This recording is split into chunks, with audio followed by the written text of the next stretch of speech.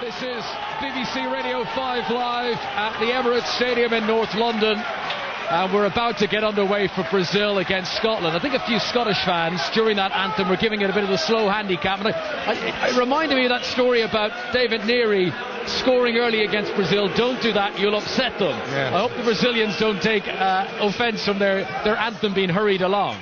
Being Scottish just now, I'm just happy that we've won something today. We won the anthems, didn't we? Yeah, I'm going to give you that one. As a neutral observer, I'm going to give Scotland the Best Sung Anthem Award for this afternoon. So here we go. Officially, Brazil are listed as the home team, and certainly these are familiar surroundings to them. It's the 6th time in 5 years that Brazil have played a game here at the Emirates Stadium. Their team today: Julio Cesar, the Inter Milan goalkeeper, with Dani Alves of Barcelona at right back, Lucio and Thiago Silva, who play for either Milan team. They're the two central defensive pairing. The Fenerbahce defender André Santos is the left back. 3 in midfield: Ilano, once of Manchester City, Lucas of Liverpool, and Ramirez of Chelsea. Up front, Janssen of Shakhtar Donetsk, Leandro Damião, who's making his debut, and Neymar, the Santos striker, the teenager, who has got a big reputation going with him in his tender years. The Scotland team: Alan McGregor in goal, Alan Hutton at right back, Gary Caldwell and Christophe Berra in the centre. Stephen Craney of Blackpool is left back. Charlie Adam, we're told, will play a holding role in midfield with Scott Brown, James Morrison, James MacArthur and Stephen Whittaker ahead of him. And the captain, Kenny Miller, playing these days with Bursaspor in Turkey, but very much banging in the goals, and he is the lone striker up front. He scored against Northern Ireland in Dublin the last time out for Scotland, and he has scored 5 times in 8 games so far for Bursaspor, so he's continuing a good vein of form. And perfect really for Scotland, because the system in Scotland play it, you need a lone striker. They need everyone else behind the ball when they lose it, so you need someone with a good feel of running in them up front and a bit of confidence about him as well. And Kenny Miller has continually improved throughout his career, not just his international career, and now he's a much better player at holding the ball up on his own. However, he may well get the run around with some of the players he's playing against, because for me, over the last number of years, Lucio, or maybe a decade, was arguably the best centre-back in the world.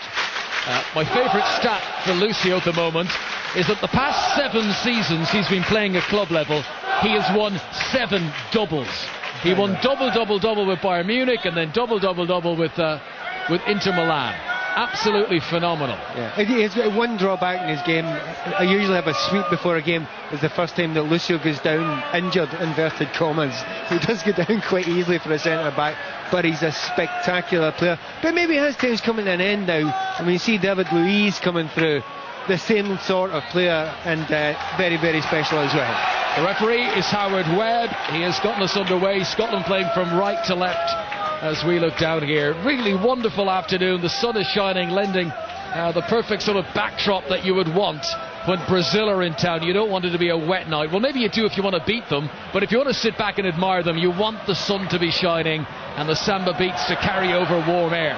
Scotland come on the first attack. It's a high ball towards Kenny Miller, and he's shuffled out of it by Lucio and wins a free kick for Scotland, just outside the penalty area. Yeah, the words, the names Charlie and Adam immediately come to mind, but this one's come out. It's about 25 yards. Lucio's come over the top of Kenny Miller. He's went down fairly easily, but I still think it was a free kick, and that man Adam is straight over the ball. Charlie Adams scored a free kick from almost an identical position very recently in the Premier League. What did you say? Don't score early, it just annoys them. Yeah, it does annoy them, yeah. Learn from David Neary in the past. I don't think anyone wearing a Scotland jersey in this stadium will begrudge Charlie Adam if this hits the back of the net. Brazil have yet to touch the ball in the game. Adam stands, hands low by his side. Here he comes, left-footed into the top of the wall, and it deflects back to Charlie Adam, wearing the number 7 for Scotland, and he slides with the touchline to keep it in play and rolls it back to the central defenders. And now this is Craney on the left-hand side with a shaven head, and he gives it short in midfield to James MacArthur, who scored against Northern Ireland in Dublin. That was the Nations Cup in February. A very comfortable 3-0 win for Scotland that evening. I don't think it'll be quite as straightforward here today. Very interesting to see the way Scotland are trying really hard to push on a little bit, close Brazil down as much as they possibly can. Scott Brown going on, chasing around, Kenny Miller chasing in. That's a little bit more positive than I expected from Scotland right at the start. It's not the famous 4-6-0 formation anyway that Scottish fans who went to that Czech Republic game will remember, of course. Bit of Brazilian skill on the far side from Andrés Santos, who juggled the ball in his head, and then Scott Brown came in with a far more robust challenge and put an end to that fancy stuff, and it will be a throw-in for Scotland. To be taken right full-back position from Alan Hutton, the Tottenham man, who normally would not be getting such a warm reception playing here on the Emirates pitch. Howard Webb just having a word with both Santos and Brown. And Hutton now will come to take the throw-in. Right-hand side for Scotland, inside the Brazil half. Back to Hutton, who's been put immediately under pressure by Ramirez, but he works the ball in field. And in fact, a late tackle came in on the full-back Hutton, and that's going to be a free kick to Scotland on the far side. So let's go for a try in the FIFA Premiership. Northampton against Wasps. Alistair Eakin. Northampton are 10-3 up now. The first try of the game coming from their South African prop Brian Mujati. Decent pressure inside the 22 from the Saints pack, and Stephen Miley converting from the touchline to add to his earlier penalty. Northampton 10, Wasps 3. We've had 18 minutes. Like Saracens play Newcastle at Vicarage Road later on. That game starts at 3 o'clock. We'll keep right up to date with events at Franklin's Gardens as well. But here at the Emirates, 0-0 between Brazil and Scotland in the middle of their European Championship qualifying campaign. Brazil already looking ahead towards the Copa America, which gets underway in July, and their manager Mano Menezes says he's looking ahead to next summer's Olympics as well here in Brazil, and some of the younger players on show here have been played with that tournament in mind. Brazil on the attack. Lucas of Liverpool midway inside the Scotland half gives it to Dani Alves on the right hand side. Further forward towards Jadson, who's wearing the famous number 10. And this is Ilano, who's immediately tackled on the ball, and Scotland will get a chance to come away on the left-hand side. And this is Stephen Whittaker up to the halfway line. Ilano gets back goal side, and then Charlie Adam is going to give the ball away dangerously in midfield to Neymar, the Santos striker, into the penalty area. Just been held off and forced wide to a left-hand position, and Scotland will get it away in a good up and under clearance from Christophe Berra to relieve a little bit of pressure. But here come Brazil again. Santos on the left-hand side, up towards Neymar, who's similar in stature to Robinho. He's played a little Robinho-type step over on the edge of the penalty. Now he sets up Lucas, and the Liverpool man gets underneath the ball and sends it very high over the crossbar. Brazil 0, Scotland 0, Pat Nevin. Yeah, it kind of underlines the way that Brazil have changed their style over the years.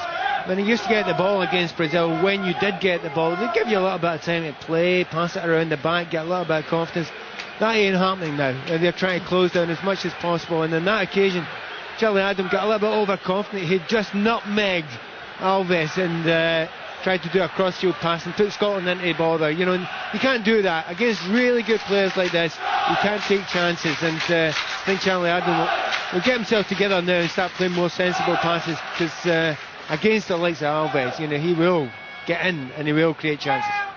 As Tottenham's Gareth Bale caused a few problems for Dani Alves earlier on this season. I'm just looking at the far side of the pitch where Brazil have won themselves a throw-in, and Santos has come forward to take it. The matter plays in Turkey with Fenerbahce, and it's into midfield. Ramirez will roll it back to Thiago Silva, and now across the back four and to Lucio. His 97th cap this evening. He draws level on the all-time list with Ronaldo, who we had on the pitch before the game, and both those players are now 5th on the all-time appearance list for Brazil.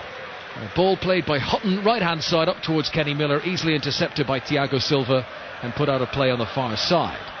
And this is Charlie Adam launching an enormous pass, 45 yards at least, looking for Whittaker on the left wing, intercepted by Dani Alves. Now this is Craney, position well advanced, left wing, deep inside the Scotland half, back into midfield where Adam sprays another huge ball out towards the far side. Hutton had come on the overlap, and it's intercepted by Santos out for a Scotland throw. Very noticeable, a good deal of confidence from the Scotland players, particularly in the wide areas, as you say. Long wide balls over the top of the Brazilian defender for Hutton going on, from Whittaker going on. Here's another one to Whittaker. And it's bouncing in the penalty area, but too far in front of Stephen Whittaker on this occasion. But already we've seen Charlie Adam attempt at least 3 40-plus yard passes. Yeah, well, we were talking before the game there, and maybe it was a suggestion that Andreas Santos is not the best player that's ever played for Brazil. That was subtly said beforehand with our correspondent from Brazil there. So they put the ball over the top of him as much as possible. Here's a ball over the top for Miller to chase after, and Thiago Silva gets there first, and Lucas will pass it up towards Jadson, and he's tackled from behind by Craney, and that's going to be a free kick to Brazil. 12 or 15 yards inside their own half, right hand side of the play. I'm told there's 50,000 in here this afternoon, thereabouts, so it's a good crowd, plenty of noise, really good atmosphere outside the stadium beforehand. And Ramirez with possession close to the halfway line, gives it back to Thiago Silva, not to be confused with the Portuguese Thiago, the one who used to play for Chelsea, or the Brazilian born Thiago Motta, who I saw made his international debut for Italy this weekend. Scotland get the ball back. It's Gary Caldwell of Wigan at the back, but then Hutton gives it away, and a chance for Brazil to attack into the penalty area, and it's rolled for Neymar, but he just about gets to it ahead of the byline, and he's low crosser straight to the arms of Alan McGregor. The classic, just what I was mentioned before, they're closing down as much as possible there, and that was 35 yards from the Scotland goal. Brazil closed down there, got possession back, very similar to the way Barcelona try and play. Scott Brown comes on the attack, right hand side. Actually, I shouldn't say try and play, the way they do play. Yes. Throw into Scotland, level with the corner angle of the Brazil penalty area, right hand side. It's thrown back to Hutton, high ball into the penalty area, easily taken by Julio Cesar, and he bowls the ball out to Ramirez, and already Brazil are back up to the halfway line. I should point out to listeners that Pat Nevin, our summariser today, was asked before the game if he'd ever played against Brazil, and he said he wasn't sure, and he wondered if we could look it up, which I just really thought, of events that could happen in your life. If you play against Brazil, you'd kind of remember if you did or not. Well, I knew I had a strip, but it turns out after I checked I was on the bench and didn't get on.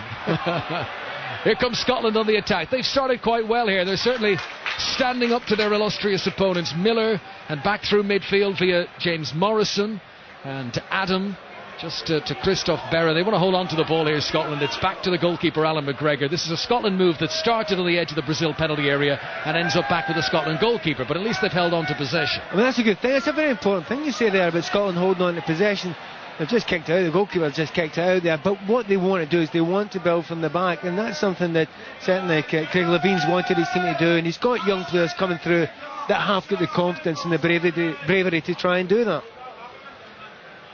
Possession for Brazil, and it's Lucio to Dani Alves, halfway line on the right hand side. Whittaker makes strides towards him, so it's back into the centre, and now on to Ilano, who when he left Manchester City went to Turkey to play for Galatasaray, didn't last there too long, and he's now back in Brazil playing for Santos. He has already scored 3 times for Brazil at this stadium as Ilano. He got 2 against Argentina here 5 years ago now, and he also scored against Italy at this stadium 2 years ago, so he enjoys playing here. Played here for Manchester City as well against Arsenal.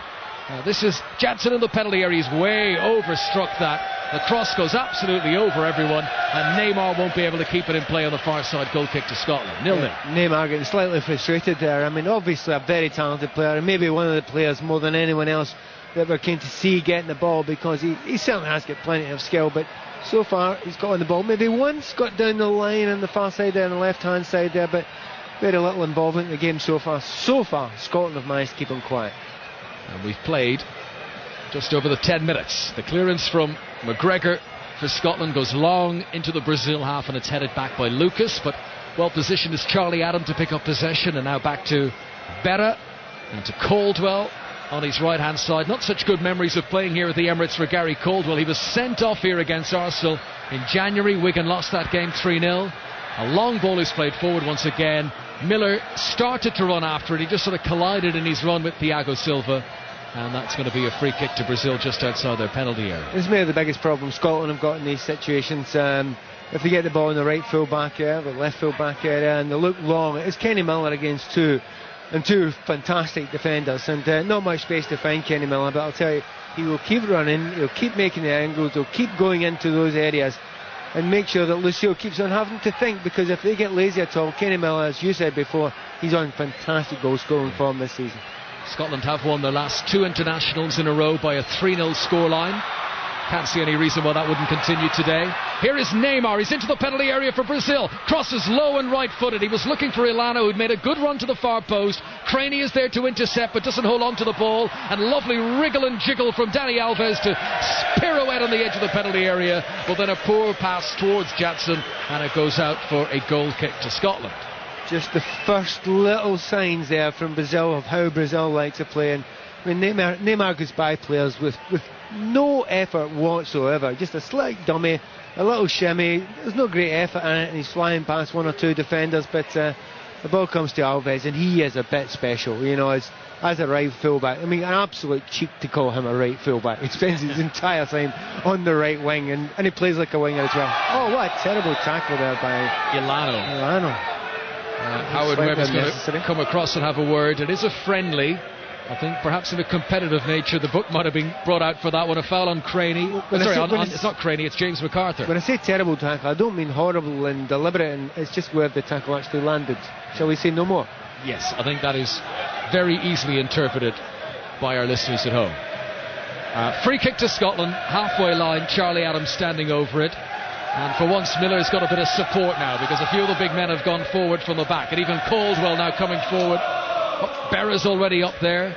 Here comes Adams' delivery towards the corner angle of the area on the far side, and Hutton will just about keep the ball in play. Scott Brown plays a little 1-2 with him, and Hutton's got himself into a crossing position right hand side. They double up on him, however, and Andre Santos is able to make the interception, and Brazil will pass their way out of trouble and up towards the halfway line. What a ball that is, up over the top for the debutant Leandro Diamo, but he's beaten to the ball by Craney, who gets it back to McGregor. Pat Nevin. Yeah, a moment of poor defending there, I thought, by Scotland. I mean, left 1-1 at the back. You should never be in a position to do that. And the only covering player on that occasion was Charlie Adam, and he's not the quickest. He's lots of qualities. Speed isn't one of them. Here is Dani Alves, very much right wing position. Gives it low infield to Ilano. And plenty of yellow jerseys already ahead of him as Brazil encamp themselves in the Scotland half. The Scottish defenders trying to hold a line along the edge of the penalty area. This is Lucas in midfield to Dani Alves' right hand side. That was a shot, it was well off target, and it's played straight up into the air by Gary Caldwell, and not really well dealt with by Scotland here. Ilano picks up, sends the cross. Ramirez' header is off target. Just little moments. I mean, obviously they're getting in very good positions. Brazil now spending most of the time when they get the ball in the last third of the field, but I think that was the wrong choice there. They should have probably gone wide, and I think Ilano was on the right hand side there. Simple slip ball, easy. He could have got to the byline. Maybe slightly too easy for him at the moment. Quarter of an hour played now. Brazil 0, Scotland 0. There's another try at Northampton. Alistair Eakin. And it's gone to Northampton, who lead now by 17 points to 3 over Wasps. A second try for them, a penalty try after a succession of scrums 5 metres out. Ashton had twice gone close. The second of those chances, really a fingertip effort, and he just couldn't quite hang on. But Saints have their second try. Miley converted. They lead by 17 points to 3. Thanks, Alistair. 0-0 here at the Emirates. Brazil against Scotland. Ilano has possession. Brazil playing from left to right. Ilano's on the halfway line, and he gives it back to Thiago Silva. It's the first I've seen of Leandro Damião, the debutant, the number 9 for Brazil. I was told before the game that he'd scored 13 goals this year, which I assumed to mean this season. I thought, well, okay, it's a decent response for a striker. It's not incredible, but no, it's 13 goals already in 2011 for his club. So that's what has brought him into the squad and brought him into the starting lineup. That's a mistake for Scotland, right fullback position area, and Neymar will come forward. He does a little jig over the ball, but he's left the ball behind him, and James Morrison will pick it up, and Scotland clear the ball away. His first dummy was brilliant, though. His first dummy was absolutely superb. Flicked it through his own legs, behind his back, round the player, and then slipped. But you can tell the talent is there. Yes. Brazil have possession again, and it's Lucio to Dani Alves, who for once is in a position that looks like a right full-back position. 35 million euro is what Barcelona paid Seville to buy their, inverted commas, right back. And he's on the ball again, wearing the white boots midway inside the Scotland half. Gives it short to Ilano, back to Dani Alves. Lucas in midfield, and across to Ramirez. There are 4 Premier League base players in the current Brazil squad. Sandro of Tottenham, and of course David Luiz, the Chelsea defender, or the others who aren't on the pitch today. And another Brazil attack here breaks down as the ball rolls through to Alan McGregor. Another, obviously, Ramirez hasn't had a great effect in the game so far. He's playing a kind of left midfield role. He usually plays on the right hand side, obviously, for Chelsea, but on this occasion, the left hand side. But as usual, he's got a great engine, and as I speak, closes down Charlie Adam and puts Scotland under slight pressure again, having to give the ball away. And that's, I mean, it really is different from Brazil. It's interesting to see that the top teams in world football just now are doing that. They expect a high tempo from the players. You know, it's not about, we talk about the samba football and all the skills, etc., but work rate as well. You need to actually put in the effort, and I hear that the training sessions that they put on before this game were very, very high tempo, very, very strenuous. This is Neymar, left hand side for Brazil, who are playing 4-3-3. Ramirez now gives it short to Ilano midway inside the Scotland half, and back to Lucas wearing the number 5. Scotland have everyone apart from Kenny Miller back in their final third. It's with Santos, the left fullback, big admirer of Roberto Carlos, plays for the club that Roberto Carlos finished up at in Europe, Fenerbahce. It's Ilano's header down to Dani Alves. Bit of space on the right here for the number 10 Jadson, but he's given the ball away. Now Charlie Adam might have handled that. Referee is happy for play to continue, and it's back to Jadson with the orange boots on the right hand side. Infield to Lucas. No goals here at the Emirates. And Ilano plays it into Jadson. Low shot. McGregor was able to save with his knees, I think. And the ball fell kindly for Charlie Adam, who's dribbled his way, very Brazilian-like, out of the Scotland penalty area and found Scott Brown on the far side. Yeah, but once again closed down. Neymar gets the ball, and Scotland just cannot get control of the ball just now. Every time they get it in their own half, they try and pass it out, but quite simply aren't good enough to be able to get it past the midfield. And Brazil are on the ball again, and really they're totally dominant in possession at the moment, Brazil. You get the feeling it's only a matter of time before, well, certainly before they start making good chances, but maybe even score a goal or two. This is the 10th time that Brazil and Scotland have played each other. 2 draws in the past, 7 defeats for Scotland. Dani Alves with a header in the penalty area, but not sure if he was in an offside position. He wasn't, because it's going to be a corner to Brazil on the right hand side. Actually, Scotland have got a little bit of a problem at left back at the moment. That's 2 or 3 times now that Alves is gone, and the ball's been played over him, and he's been left by Stephen Craney. Stephen Craney has to stay with him. It doesn't matter if you think he might be offside. That player's good enough. He can time it. You need to stick with him. So the corner will be taken by Ilano for Brazil on the right hand side. 0-0 here on 5 line. Very good delivery and headed just over the crossbar. Very close to the opening goal. Thiago Silva had come up for the back. It was a downward header, but he started at such a high position that it was off target. Sorry, from Leandro. Yeah, I mean, what a huge height he got up there. No Scotland player near him at all. Head just off the top of the crossbar, and what a great opportunity. Now, you were asking before, you know, why he'd scored so many goals. I think you can spot it now, can't you? And almost a debut goal for Leandro Damião, 21 years of age, tall, 6'2", and standing a few inches taller than Christophe Berra, the nearest Scotland opponent to him at the moment. So Brazil have had a few chances here. Ramirez with a header off target. Leandro Damião just there with a header marginally over the crossbar. Scotland's problem really is, you know, when they do get possession, as I say, they lose it again very quickly because they're being closed down in midfield. I mean, a few raised eyebrows when we noticed that Lucas and Ramirez and Ilano were the midfielders, but certainly in Ramirez and Lucas you're going to get players that are going to close you down, and the other lads are working hard at it as well. So Scotland needs someone to help Kenny Miller just now and again, because once again Brazil were on attack. Neymar, left hand side with the long sleeves, and he rolls a short ball to Ramirez just outside the penalty area. Ramirez tried to return the favour, and Neymar hadn't quite gambled on getting on the end of it, and the loose pass spills out for a goal kick to Scotland away to our right hand side. Just over 20 minutes played here at the Emirates. Lovely sunshine, bright, illuminating down on the pitch, shadows stretching away from the players, and Scotland very much behind things in terms of possession so far, as Brazil have been almost effortlessly passing their way into the Scottish half. This is Charlie Adam, who has volleyed a very high ball down the left wing. Whittaker has chased after it. The bounce beats him, and that goes out for a throw into Brazil. Well, oddly, and I know it looks slightly more like Twickenham than the Emirates there, the way he cleared that ball for touch in the far end there, but Scotland kind of have to do that, and they have to get 1 or 2 players to get forward, and the player I most expect to do so is Whittaker, and that time he did. It just rolled beyond them, but if you don't break from midfield, there's no point in playing a 4-5-1 as it's turned out to be, because Kenny Miller will be on his own. He needs someone, one player now and again to break, and it really hasn't happened enough so far for Scotland. But you know, it is against Brazil. There is a reason, there is an excuse. But the one player maybe Scotland are missing more than anything else is Naismith. When Naismith plays in that position, he's got a great engine, and he likes to get attacking from midfield and get up and help Kenny Miller as much as possible. Yeah, Scotland had to suffer the withdrawal of Stephen Naismith during this week. He was originally named in the squad. Darren Fletcher is ill. He would surely have been involved if available. Perhaps Phil Bardsley might have had a game as well.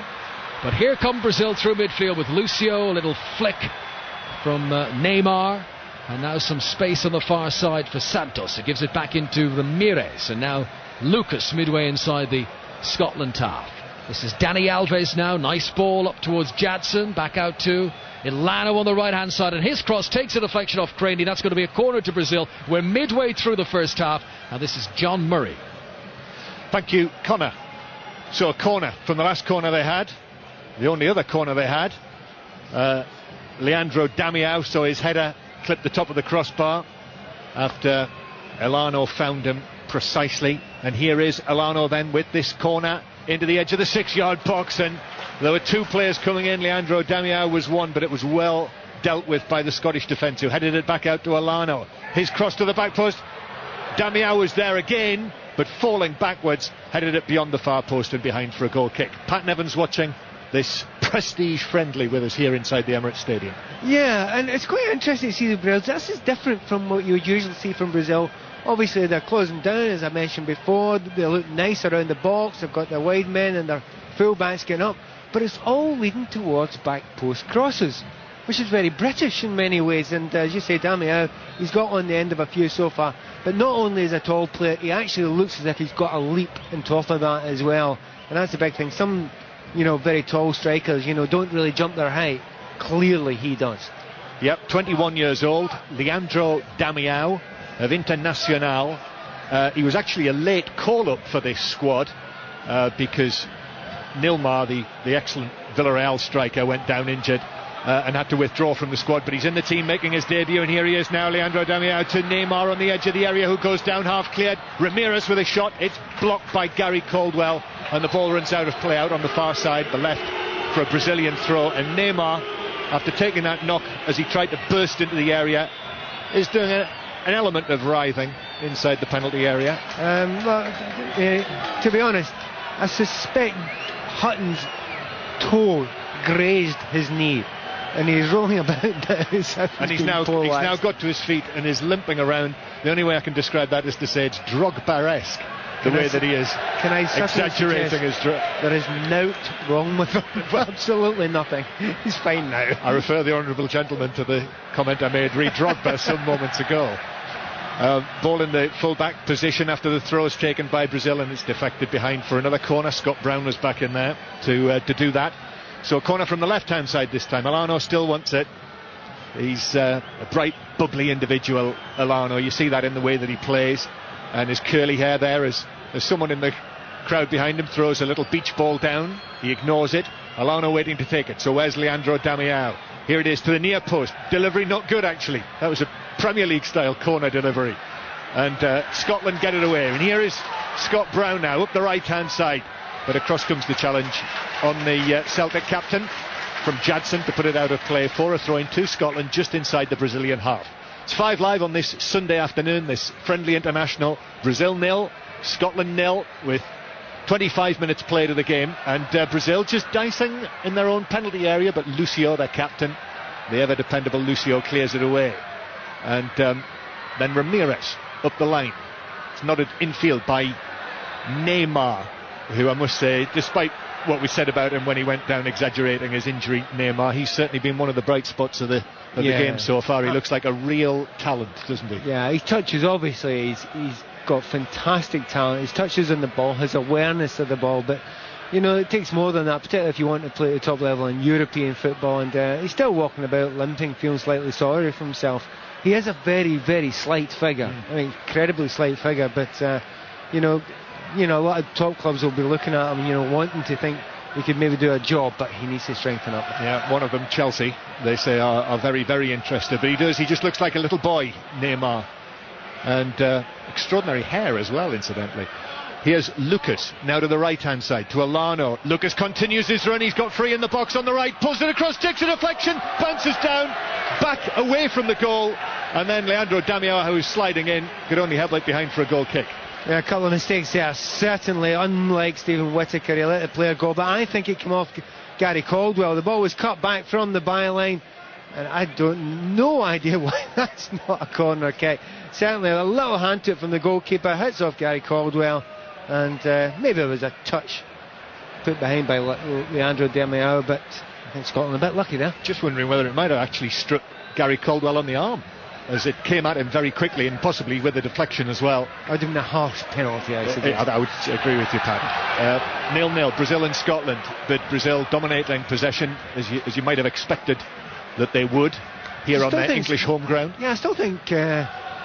I'll let that sink in for a moment, that line. No, I still think Scotland would be delighted with this. They wouldn't have expected to have a huge amount of possession, but they want to make sure that they didn't give chances away constantly. There'd be one or two areas. As soon as there's an error in the Scotland defence, Brazil will get in. And they do it time and time again. Like they will prod and prod and prod. And when there's a little positional mistake, they will find it. Jadson now to the edge of the box. Daniel Alves is in, tried to play it across, dwelt on the ball actually.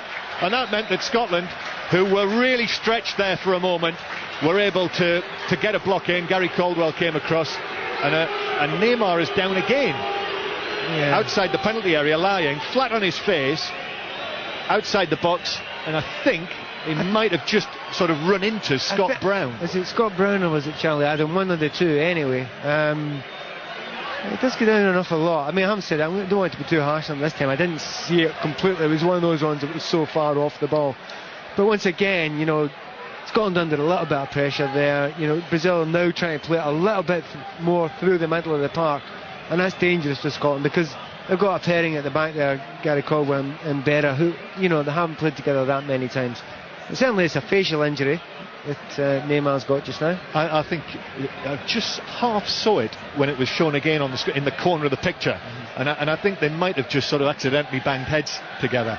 But I think we're building up now a psychological profile of Neymar. Yeah, I would say so.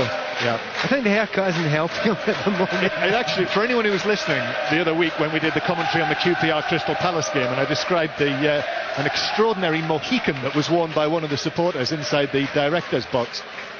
It's very like that, Neymar's hair. I've just seen a replay again of that little coming together between Neymar and... It was Scott Brown, yes, you were right. And? Scott Brown, yeah, I think you were right. Was it just a bang? Oh yeah, no, nothing great in it. In fact, Scott Brown gets slightly injured himself because they were both looking at the ball, they weren't looking at each other, they ran into each other, and Scott Brown went over on his ankle slightly. But Neymar certainly bumped into Scott Brown's shoulder. But no intention, absolutely no intention there. But you're talking about Neymar's haircut, you know, it's sticking up. I think that's to make him look slightly taller. Possibly, yeah. He's not the tallest. Well, said the pot here. Yes, he's trotting off the field now, Neymar. He's got his white socks pulled right up over his knees. His yellow shirt outside his blue shorts has a spit onto the surface of the Emirates as well, a little shake of the head. And now we've got a fantastic view of his Mohican at this side of the field. And he will be coming back onto the field. But no Robinho in this Brazilian side. He was left out, they say, for disciplinary reasons as much as anything else, because of the way that he carried himself during their last game when they lost 1-0 in Paris against France. But he had been the captain in all of the games under the new coach Mano Menezes until then. However, with Neymar, I mean, you couldn't have both Neymar and Robinho in the same team, you wouldn't have thought. Here he is now, Neymar, who's been booed by the Scotland supporters because of his antics. But here he is, keeping possession quite brilliantly. Played back to Ramirez, who used an arm there as he went in on Charlie Adam. Free kick given by Howard Webb, quite correctly. A little bit of a niggle coming into the game just now, and there's no doubt Scotland have to make sure that Neymar isn't given... I mean, if you give him space, you give him time, and you don't get tight to him, quite clearly he's going to destroy you, so you have to get in close. It may well be a couple of robust tackles, you know. I mean, if Neymar doesn't understand that's what's going to happen to you, he's not going to last very long in international football at the top level. 5 Live. Brazil 0, Scotland 0. Back to Alistair Eakin again at Franklin's Gardens. And a third try for Northampton right on the stroke of half-time. They lead Wasps 22-3. England's deadly duo doing the job. The turnover ball on halfway, the chip ahead from Chris Ashton on the right wing, and then Ben Foden winning the race to touchdown ahead of Wasps' Richard Horton. A great double act, those two. It's done the job for Northampton. They lead Wasps 22-3 at the break. Thanks, Alistair. Ball out of play on the far side in the sunshine and amongst all of the yellow shirts. Well, I think some of the yellow shirts are actually Scotland yellow shirts, dotted around the place. But it is an extremely colourful scene. It's very spring-like, actually. Temperature is not exactly Caribbean-like or Brazilian-like. But well, you have to remember where some of the fans here have come down from. You know, it probably feels a wee bit warm. In fact, it does, because I was in Glasgow this morning. It's far chillier up there. Although, as I was saying to Colin Murray before the game, I suspect the vast majority of the Scotland fans inside this ground actually live in London.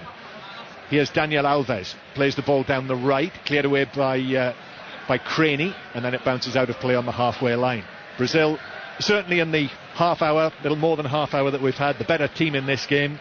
But Alan McGregor hasn't had a huge amount to do. The shot straight at him from Jadson that he actually spilled quite badly, and then the header that he was able to watch clip his crossbar from Leandro Damião, but that's been about it. Yeah, and that will obviously make Craig Levein feel good. Having said that, he said I have a lot more to do than Julio Cesar, who's had absolutely nothing to do.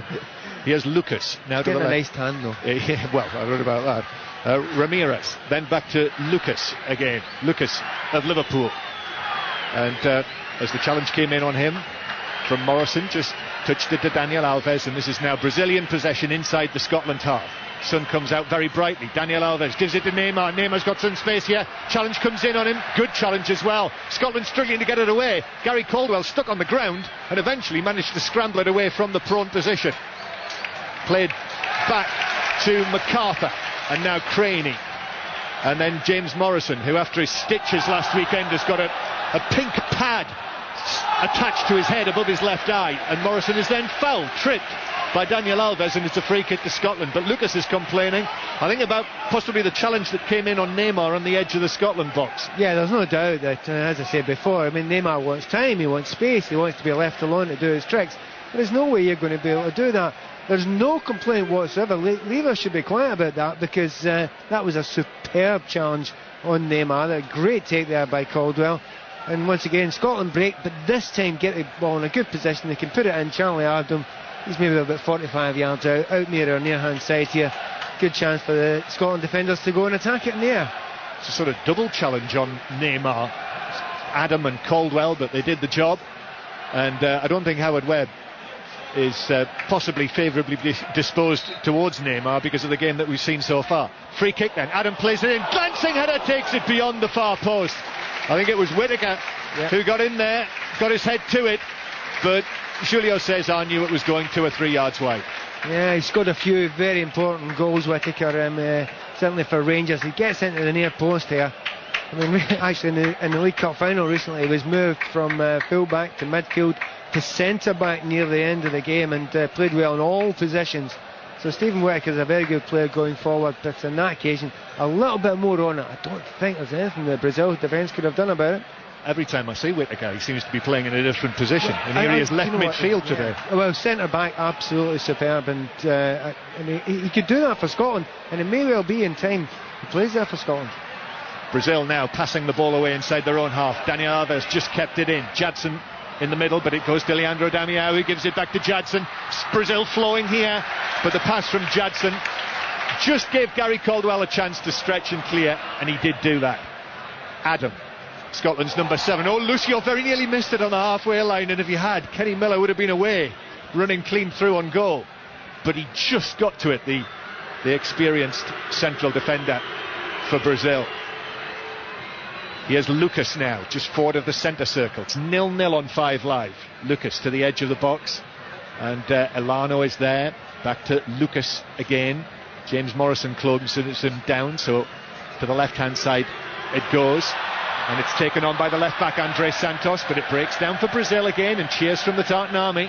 And then Scott Brown is fouled, and no, I think Scott Brown rugby tackled Neymar. Neymar. Free kick Brazil. He's not well liked, Neymar, at the moment, is he? The Scotland fans booing him, and considering Scottish fans are usually well disposed to, skillful little sort of wide players, and certainly ones with yellow Brazil strips on. They'd be certainly wanting to like him, but they've not taken to Neymar, who does enjoy rolling about a bit. Yeah, it's actually Alan Hutton as well, who, as you correctly said, rugby tackled Neymar. So a free kick to Brazil on their left-hand side, and Neymar may swing it in right-footed. Well, there is an option here. Line on the edge of the area, and it will be Neymar to strike in the free kick into the box. Two players collide together, two Brazilian players. Leandro Damião is one of them, and as a result, Scotland were able to clear quite comfortably with 6 or 7 minutes to go to half-time. There will be a little more of that added on as well. So if Scotland get to half-time goalless, I would have thought Craig Levein will happily take that. Yeah, it's just interesting to see how many of the Brazil players are, really up for it, as the game develops. Jansen's been very quiet. He's been quite a disappointment so far, but and even Alano, they've maybe expected slightly more of him. And Neymar hasn't enjoyed the fact that he's got a little bit of, shall we say, attention. So, for a bunch of players who are clearly playing for the positions, maybe expected a little bit more. Although, I did have a word with one or two of the Brazilian reporters before the game downstairs, just to find out, if everyone is fit and available, what is the best Brazilian side? And of course, that's always a subjective question with any national team. But the suggestion I had was that this was not too far removed from that. Here come Brazil. This is a good flowing move. It ended up with the left back, Andre Santos, of Fenerbahce, inside the penalty area, and he was challenged. And the ball was cleared partially. Ramirez now couldn't find a way into the penalty area. And it was, again, Scotland who were able to clear it away, way downfield. And it actually finds its way all the way back to Julio César in the goal to our left. But the suggestion was that out of this team, that Marcelo, the Real Madrid left-back, would be in it. Pato would be playing up front, and also Ganso of Santos, who they were speaking very highly of, would be in the team. Here come Brazil again. Alano to the edge of the area. A touch there from Jadson. Neymar was after it. Alan Hutton got the important touch though. Now Scott Brown on the right. His touch was heavy, but Ramirez came in with a challenge and put it out for a throw. Yeah, I'd maybe add on Maicon to that list and put him at right back, and then move Alvarez a little bit further forward. That can certainly be done. But it's quite heartening. There are so many options, though, aren't there? There are, and certainly David Luiz. I have to say, there's not a team in the world I wouldn't put him in right now. I put that question to them. Would David Luiz not be first choice at the moment for Brazil? And they were insistent that they said at the moment it's Thiago Silva and Lucio. Yeah, it's not a bad partnership, and Lucio is very, very special, but Lucio will not last forever. No. And eventually his replacement is there in the production line waiting. 32 years old, Lucio now. This is his 97th cap today. By the way, I won't be very tired after this one. No. He has Neymar in the centre circle, turns and tries to find a way between Brown and Morrison, but checks back. Ramirez, lovely touch. Neymar into the area. Offside flag is up against Leandro Damião. Free kick to Scotland. Still looks the most likely though, doesn't it, Neymar? The word creative was kind of made for his style of play. Little drag backs, flicks, but also his head's generally up, and if he does play a pass, he's looking for the 1-2 as well. And that entire move, revolved around him. And if he kept on doing that, stayed on his feet a little bit more, he is a special, special talent. Yeah, Lucio, we talked about near the end of his career with Brazil, and Neymar just at the very start, his third cap here in the Emirates today against Scotland. Did score in his debut in the friendly against the USA before Christmas. And I would suggest on what we've seen so far, there'll be a few more caps and goals to follow for him. Adam plays it over the top down the left-hand side for Craney, who just reached it, lifted it across, but an easy take for Julio César. Actually, it did go behind, says the assistant, so it's a goal kick to Brazil. I think that's the first time Stephen Craney's been over the halfway line, possibly, and that's no complaints because he's got a job to do back there, but Whittaker and him, they'll have to do a job on this left-hand side, defending as much as possible. On 2 or 3 occasions, Brazil have managed to break through. It's maybe no surprise with Alves obviously wanting to get forward, but I think they'll be fairly pleased with it. They must be getting more confident if they can actually get that far up the field. 4 minutes to go to half-time, or 4 minutes to go till the 45 minutes are up. Brazil 0, Scotland 0. Just another little line from my chat with our Brazilian friends. about this man on the ball now, Ramirez, who plays it down the left-hand side. And Andre Santos is after it, does reach it, pulls it across into the penalty area. Neymar shoots and scores! Brilliant finish from the teenager Neymar, and he dances the samba in the corner of the Emirates Stadium, and it is Brazil 1, Scotland 0. Well, forget about the fact that he rolls about and he goes down far too easily. He is by a long way the most creative player in that field just now, by a long way. And that ball came into him, the ease in which he took it, dragged it back and pushed it into the far corner. Well, he passed it into the far corner. It did look like a training game to him, didn't it? Real confidence, real confident about his play, and a very, very special creative talent. And he's still dancing. Still dancing. He's still milking it. But it was lovely, really. Left side of the area when he received it, on his right foot, just sort of changed his body shape, and with the defender in front of him, curled it round his legs and beyond McGregor's dive inside the far post. Great awareness, wasn't it? Fantastic awareness. And just before that, he played, he'd been hit a few times, robust tackles, and he was quite sorry for himself. But just before that, he played a couple of little 1-2s and a couple of little drag backs. And that was quite heartening to see, because I was hoping he wasn't going to be one of these players that a couple of heavy tackles would fade out of the game. Certainly not the case. So Brazil 1, Scotland 0, and Neymar makes it 2 goals for Brazil. And now a shot from Elano from 30 yards plus that obviously had a little bit of Brazilian bend on it, but McGregor was able to move and hold it into his chest eventually. I think obviously Craig Levein, from his point of view, will be very disappointed, getting so close to half-time. Only limited chances from Brazil. Obviously Brazil have been the better team for a long, long time, but the problem with Scotland have got, are they going to go and try and win it now? They're just going to try and keep on playing the game they've been playing up until now. If they do, they're unlikely. They certainly don't look likely to get a win, but even a draw at this point is looking very, very unlikely. Here's the goal scorer, Neymar, who plays a diagonal ball through the middle, looking for the run of Jadson. Very nearly worked, but Gary Caldwell stepped forward and now plays a brilliant Brazilian-style pass for Kenny Miller to chase onto it, but Lucio read it, came across and cleverly blocked it behind off Miller for a goal kick. Well, no slouch at all, Lucio. That's the first time I think he's been asked to get into a sprint maybe in the entire game so far. And he goes down that kind of right centre back, right back area. I think Kenny Miller was, favourite to win that ball when it was played over the top. And Kenny Miller's not slow, but Lucio made it look very easy indeed. Good to tell you about Ramirez, wasn't it, who started the move for the goal. When I was talking to our Brazilian friends, they were sort of explaining bits and pieces to me, and they said in midfield, of course, you'll have Lucas and Yamios. And I said, who? I say, Yamios. And I said, he's not even on my list. I hadn't even got him on my team sheet. And he said, oh yes, of course. In England, you call him Ramirez. It just sounded, I don't think it's more going to catch on. I don't think it's going to catch on. Yeah. I'll stick with Ramirez. So Brazil. Should we hand over to Hoddy later on? We'll hear from Hoddy at half time. Here's Ramirez now on the ball and gives it back out to the left hand side to Thiago Silva, who then gets it back. 2 minutes of added on time at the end of the first half. I thought it might be a little bit more than that. Lucio to the right to Daniel Alves, and then Neymar gives it away, and that was a foul on Whittaker by Dani Alves, and a free kick to Scotland 10 yards inside their own half. Quite noticeable Neymar now, who started most of the game on the left hand side. He's spending much more time now drifting into an area, trying to find a space between the midfield and the defence at Scotland just now, and he's beginning to pick up the ball in dangerous areas. And when he runs with the ball, he runs very quickly with the ball at his feet, almost as quickly as he does without a ball. So 1-0 to Brazil. Neymar's goal in the 42nd minute. Half-time approaching, Scotland on the attack, and here's Hutton now.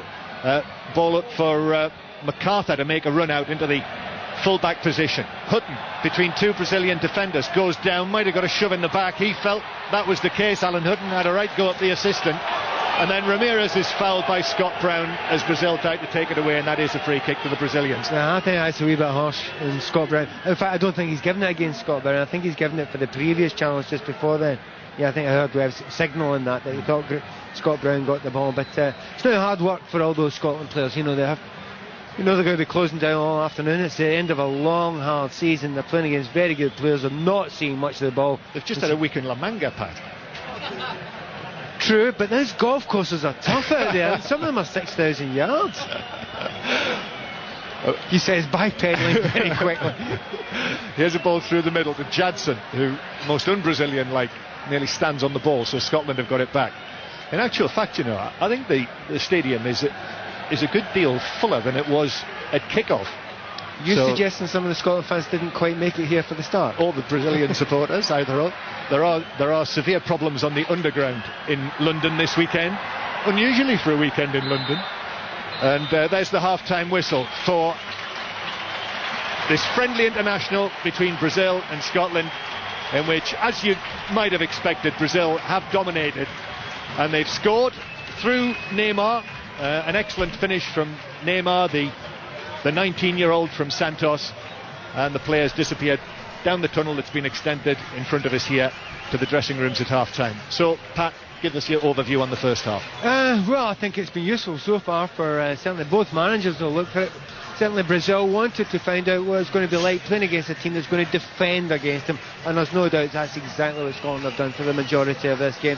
And generally they've defended quite well, but now and again it's generally been with Neymar. There's been little bits of skill now and again that have broken in the Scotland defence. It is now, when they've lost a goal, you suddenly think this is a hard shift for Scotland, and I think a lot of the managers that are looking forward to going back to their clubs will be thinking, I hope my player gets taken off at half time here, because this could be another exhausting 45 minutes. Just a little insight, Colin. We think that our media is 24-hour full of clamour all of the time, but I'm noticing here the Brazilian media is just extraordinary when it comes to the Brazilian national football team. And I noticed at least 2 television crews, as the players were coming off the field, are grabbing Brazilian players for an interview before they disappear down the tunnel. Wow. And they've had a quick word with Leandro Damião. Presumably the first question was, why did you not score with the header that hit the bar? Do you know what's good, though? Because sometimes friendlies can sort of waste away. There was a little bit of niggle to that, wasn't there, Pat? Yeah, there was, and it's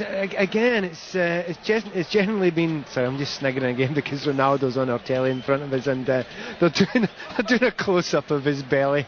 It's terrible. It's not fair. That I shouldn't do that. A little bit more respect for the man. It's not nice. When Neymar actually was getting the ball, and he's playing over on the left-hand side. Now he's playing against Hutton and Brown.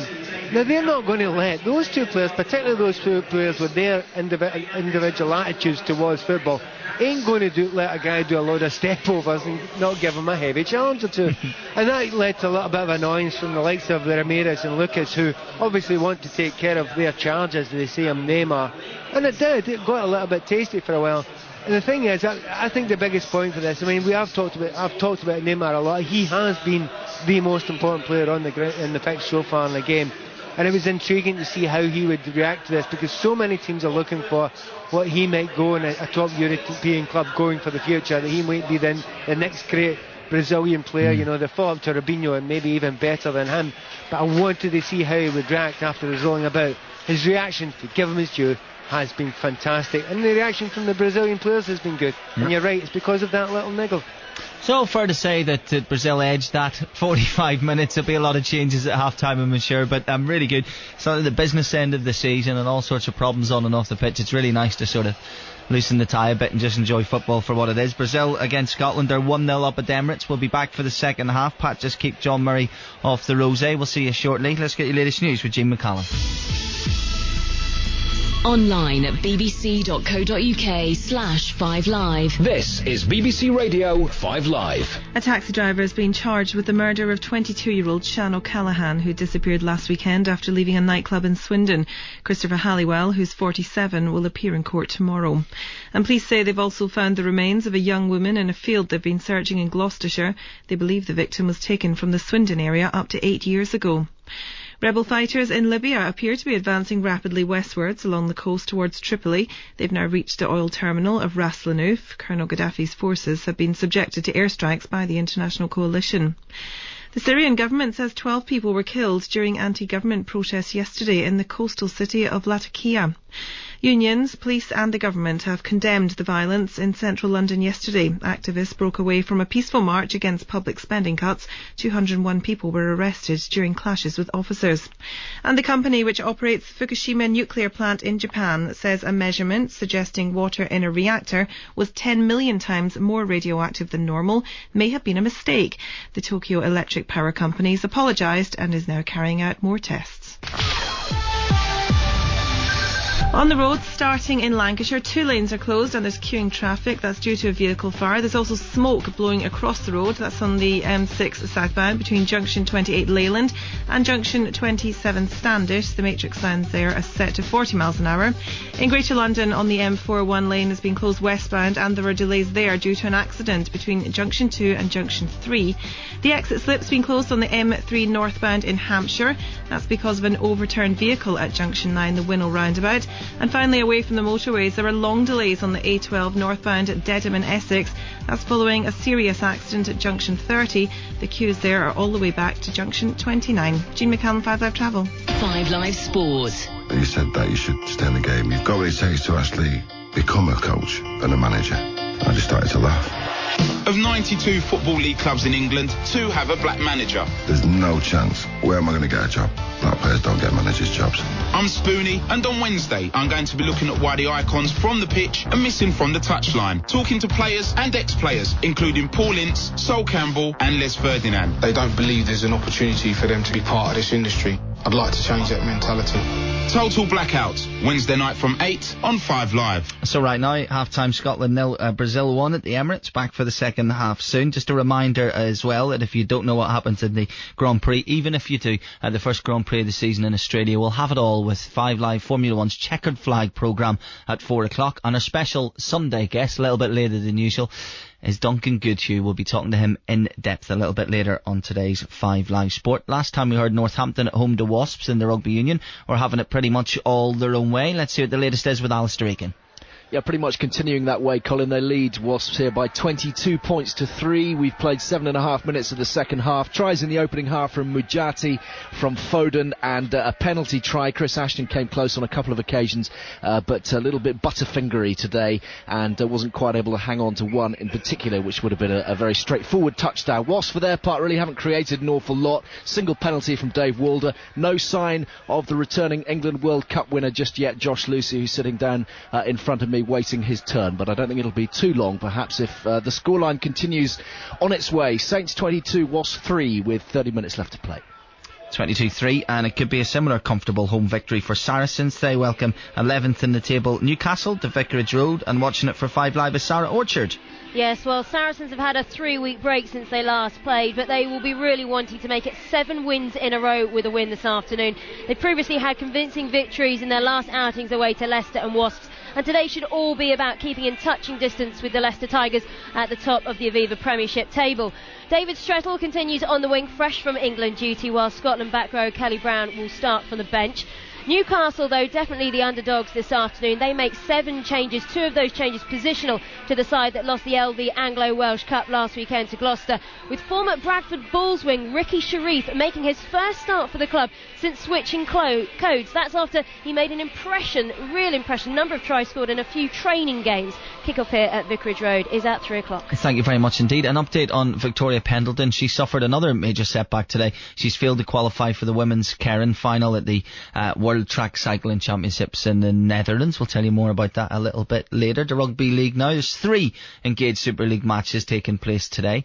Dave Woods has chosen Belvoir. It's been chosen for him for Wakefield against Leeds Rhinos. It kicks off at 3:30, and Leeds have not had the most convincing starts to the season, and what has been a marvellous start, actually, it has to be said, Dave. Yeah, it's been a good start to the season generally, but not for Leeds. 3 wins, 3 defeats on their opening 6 games. New coach, of course, in Brian McDermott this year, so bedding down. Lots of reasons for perhaps a jittery start. Danny Maguire, Jamie Peacock, 2 of their key players, haven't been involved so far because of injury, but they are back to something like a little bit more fitness. It's certainly in the pack today. Kylie Luloi returns from a 3-week injury. Ryan Bailey makes his first start of the season, so those 2 props will give them extra firepower up front against a Wakefield side who you're never quite sure what you're going to get week in, week out. I think most expected them to dawdle along around the bottom this season because of the financial problems, but they have got 2 wins under their belt, and they do like to bloody the noses of the bigger teams, so it could be a good game here today. Elsewhere, as you mentioned, two of the games, half-time at Quins RL 12, Hull at 12, sounds like a good game there at the Stoop, and Castleford against Crusaders kicks off in about half an hour as well. Castleford looking to get their winning form back after losing their 100% record last week. Lovely, thank you very much. We'll be across all of the Rugby League today without a shadow of a doubt. More rugby for you though. It's the first ever Super Rugby match to be staged in the Northern Hemisphere. It takes place at Twickenham this afternoon. The regular season tie between Crusaders and South African side Natal Sharks has been moved 12,000 miles from Christchurch after the earthquake that left the Crusaders Stadium unavailable for the rest of the season. Andrew Cotter is at Twickenham for BBC Radio 5 Live Sport. I mean, obviously the circumstances are tragic, but some great players on show today, and a 50,000 strong crowd expected. Well, hopefully, yes. I mean, it's very strange, but as you say, Lancaster Park, the AMI Stadium in Christchurch, out of commission, obviously after the earthquake, and will be probably for the World Cup as well. They have been playing home games in Nelson, quite a small stadium there, so it's a chance for them to come here and get a few more fans, and not only for the fans, but also to try and raise some money for the Christchurch Earthquake Relief Fund. £5 from every ticket sold will go to that. And yes, there are some great players. It's a regular game in the Super 15, so Richie McCall might not be playing because of injury, but the Crusaders still boast All Black stars like Brad Thorne, Kieran Reid, Sonny Bill Williams, and the shiniest star of them all, Dan Carter. The Sharks have a few famous Springbok names as well. Stefan Terblanche, captain John Smith, the Bismarck and Yanni Duplessis, Willem Alberts and Ryan Kankowski. It's a full Super 15 game, and it's in the sunshine. It's going to be a good crowd, and we hope and expect that it's going to be a great entertainment. And you're in great company there, the Chief Executive of New Zealand Rugby, Steve Chew. Good afternoon, Steve. G'day, Colin. How are you? I mean, great, thanks for asking. How do you feel today to bring a game like this to Twickenham? Well, I mean, apart from the obvious regrets we have around the reason we're here, it's fantastic to be able to bring a Super game to the UK and show case our style of footy, if you like, in the Northern Hemisphere. So everyone who's involved is very excited, and we're very grateful to the RFU and everyone else that's helped us out. I tell you what, you talk about showcasing that style of footy. It's wanted. The thirst is there. The hunger is there. 30,000 tickets sold within the first day. I mean, the people can't wait to watch this game. No, there's been a good response to the match. The tickets are still available though, so if anyone's listening at home and they want to enjoy some sunshine, get down to Twickenham. You can still buy some tickets here and support the Christchurch Relief Fund and watch what we hope will be a great game of footy. Hey, I tell you what, it's a perfect day to do it. I know the tubes are a bit slow today, but don't worry, the Emirates is the other side of London. It's a 4 o'clock kickoff. You could get down there, not a problem. That's a great shout to get down there. And as you say, the match does double up as a fundraiser for the Christchurch Earthquake Recovery appeal. I mean, it is a real proud moment, I suppose, for this match to take place. But you know, unfortunately, in Christchurch won't be able to host those 7 matches scheduled to be played in the Rugby World Cup in September. It's a very difficult decision, that. Yes, it was. It's in the end, the actual decision became relatively straightforward because the information that we gathered was very clear. We certainly would not have had AMI Stadium in any shape to host Rugby World Cup by September, and therefore we had to make that call. Very sad for the tournament because not playing Rugby World Cup games in Christchurch would be a little bit like, you know, if it was a FIFA World Cup in England, not going to Manchester. So it leaves a hole, but we'll be announcing next week where all the games have been moved to, and I think English fans will be very happy with the arrangements we're making for them. Is it true that the New Zealand team will train in Christchurch, which seems like a remarkable gesture? Yeah, well, you've got to remember, I mean, the side's not picked yet, but historically there's a number of Cantabs picked at any All Black side, and I think that'll be the same this year. So they're all very keen to make a gesture and give the people in Christchurch at least some taste of Rugby World Cup. So we'll base the All Blacks there at this stage, at least for the week between I think our game against Japan and one in the big game in our pool against France. What about Crusaders? For how much longer will they have to play away from their home stadium, or is that an impossible question? Well, we're hopeful actually that AMI Stadium will be back in commission and ready for action for next year's Super Rugby, so February 2012, but there's a lot of work to be done in that city, so nothing's guaranteed, but certainly for the rest of this competition they are playing their home games away from Christchurch, and this is obviously a part of that package. A lot of miles being racked up, of course, by the players. How do they feel about today? I suppose there would be a general feeling of what needs to be done, and the miles will need to be put in.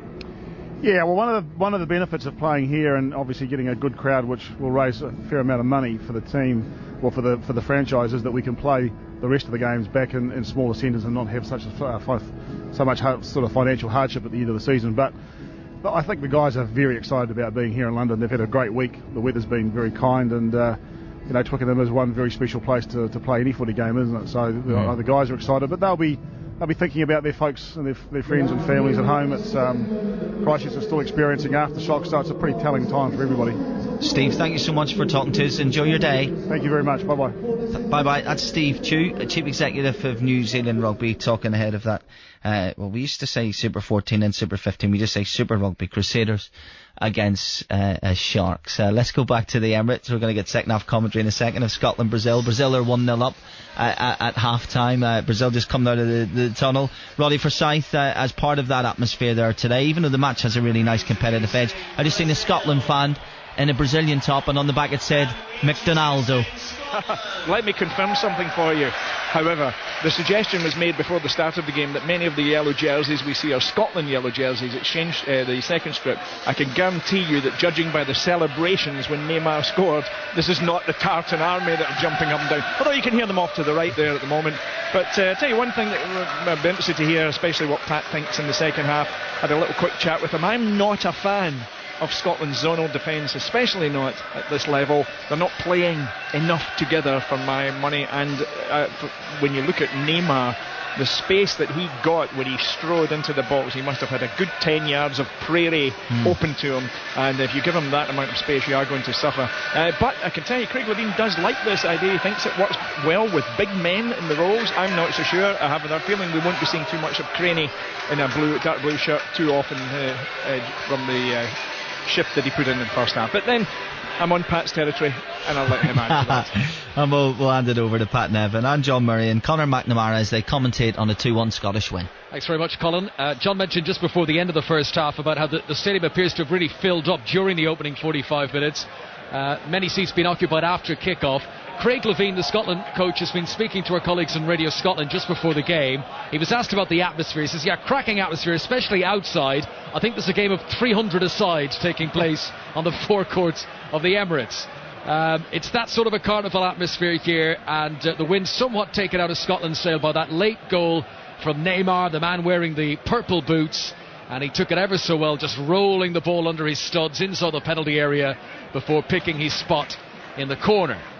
So we now get to see if Scotland will unshackle themselves somewhat. Will they come out and try and take the game to Brazil a little bit more? The Brazilian keeper, Julio Cesar, was untested in the first half. Here is Neymar, start of the second half, and that's clipped the top of the crossbar. A run-and shot outside the penalty area, right-footed but dipping wickedly, and I think it clips the top of the woodwork on its way over.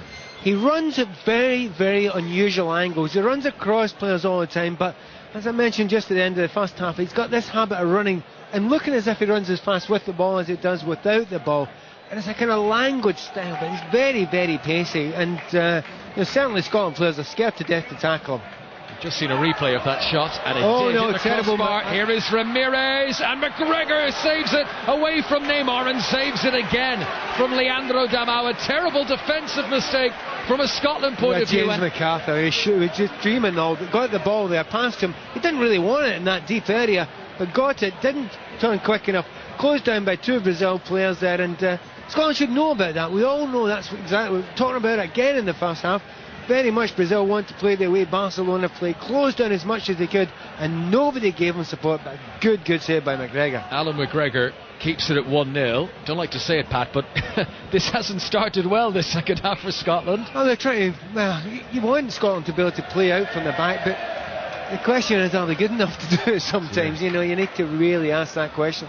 And certainly they showed that they were closed down. And even Charlie Adams, Scotland's best passer and the best player in possession, and he's been caught a couple of times as well. It's all very well playing out from the back, but do so when you're good enough to do it and you have the space to do it. And certainly Brazil are up for this. I mean, am I right in saying I don't think any team's made any changes? No changes at that time, which is a real mercy. International friendlies we always fear that at may half time. Change, yes, well, it certainly will change before full time, I'm sure, but it is a bit demoralising when a game, sort of 14 subs each at half-time.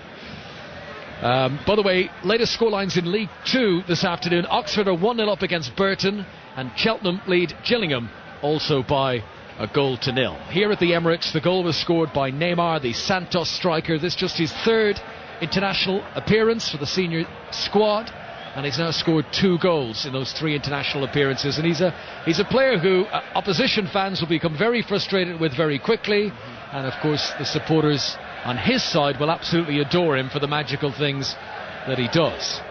But he has clipped the top of the crossbar here in the second half, and it's now twice in the game that Brazilian players have been through in a chance to shoot it, have opted to try and pass at the last minute. Alves in the first half and Ramirez in the second half, and McGregor has kept them out.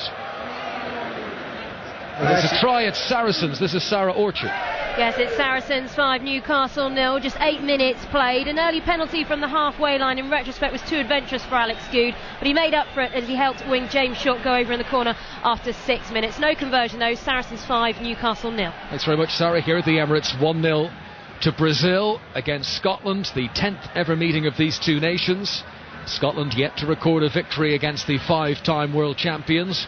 And this is Andre Santos, who came forward quite a lot in the first half down the left wing. It's a halfway line now via Thiago Silva and Lucas. And we did say quite a few times in the first half Lucas of Liverpool, because there are 2 Lucases, or Lucai as the plural may be, in this Brazilian squad.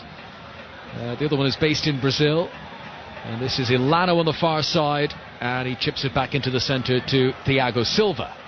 And now Andre Santos again, who wasn't in the World Cup squad last summer.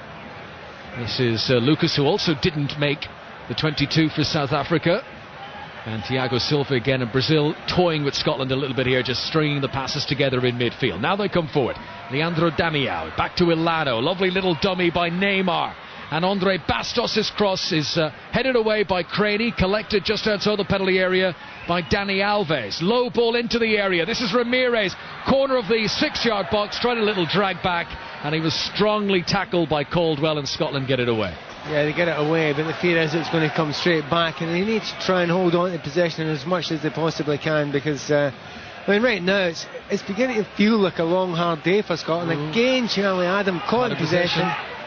And here he is again, Adam, on the edge of the penalty area, and he's to slide in to get it to Berra before Leandro Damião was able to lunge in. People admire the pretty stuff from Brazil, but you said in the first half, Pat, they work so hard off the ball. Yeah, I mean the game of football, it goes in waves and styles change a little bit, and I think most clubs and most teams and most international teams around the world accept that the best way to play football now is the Barcelona model, and this is really not unlike it. System-wise, slightly different, but methodology, closing down as high up the field as possible, and then getting good possession. It's the way to do it. If you have got better players and they work just as hard as the opposition, then you're going to win. It's as simple as that, because you will get more and more of the ball. Brazil hoping they win this, because it'll be a first victory in 3 games. They've lost to Argentina and France in their last 2. Scotland have conceded a free kick here inside the Brazil line. Harsh, that was Scotland doing to Brazil what Brazil have been doing to Scotland. It was Whittaker goes in, he gets the tackle on Alves, gets the ball as clean as you like. I think it's a very good tackle. Yeah. And it left a wee half chance for I think it was going to land eventually. Kenny Miller was coming Kenny forward, Miller, yeah, and he would have had a shot from 20 yards. But the referee decided otherwise, thought it was a reckless challenge. I thought not. Yeah, not much England-Scotland camaraderie between Howard Webb and the Scottish team here. And this is Andre Santos for Brazil, and they look to build from deep. Brazil 1, Scotland 0. Brazil, by the way, have not played a game in their home country since before the last World Cup. They've played in the United States, the United Arab Emirates, they've played in Qatar, in Paris. Most notably, of course, they've played in Derby, where they played Ukraine. I think it was back in October. And here they are in London at the Emirates, and it does seem to be a case of where the money is, they will play, not necessarily in their own country. That's come back to the old days of Brazil. Yeah. Back to Pelle's time. Sort of Harlem Globetrotters-esque. Now, here come the Brazilians with Dani Alves into the penalty area. Pulls it back. Ramirez, how did he not score? 11 yards out. He has ballooned it over the crossbar. And not a Scotland defender within 5 metres of him inside the penalty area. I think you used the perfect word, ballooned, because there's no other way to describe that. Miles over the crossbar, it's right just about on the penalty spot, and it's a good, no exaggeration, 6, 7, 8 feet over the top there. That's a very poor miss. Again, it's the oldest one in the book. You get your head over it, you keep on target and hope it gets there. But it was the ease in which Brazil went through the Scotland defence there again, which was slightly concerning. Yeah, Ramirez has scored twice in international football before. Today his 21st cap. He had a header off target in the first half. He had that chance when he ran through on the goalkeeper and tried to slip it to the right hand side, and McGregor made an important save start to the second half, and then that one there really should have been a second goal for Brazil. So 1-0 it remains, and I guess at 1-0 it's still there for Scotland to try and get back into it, this one.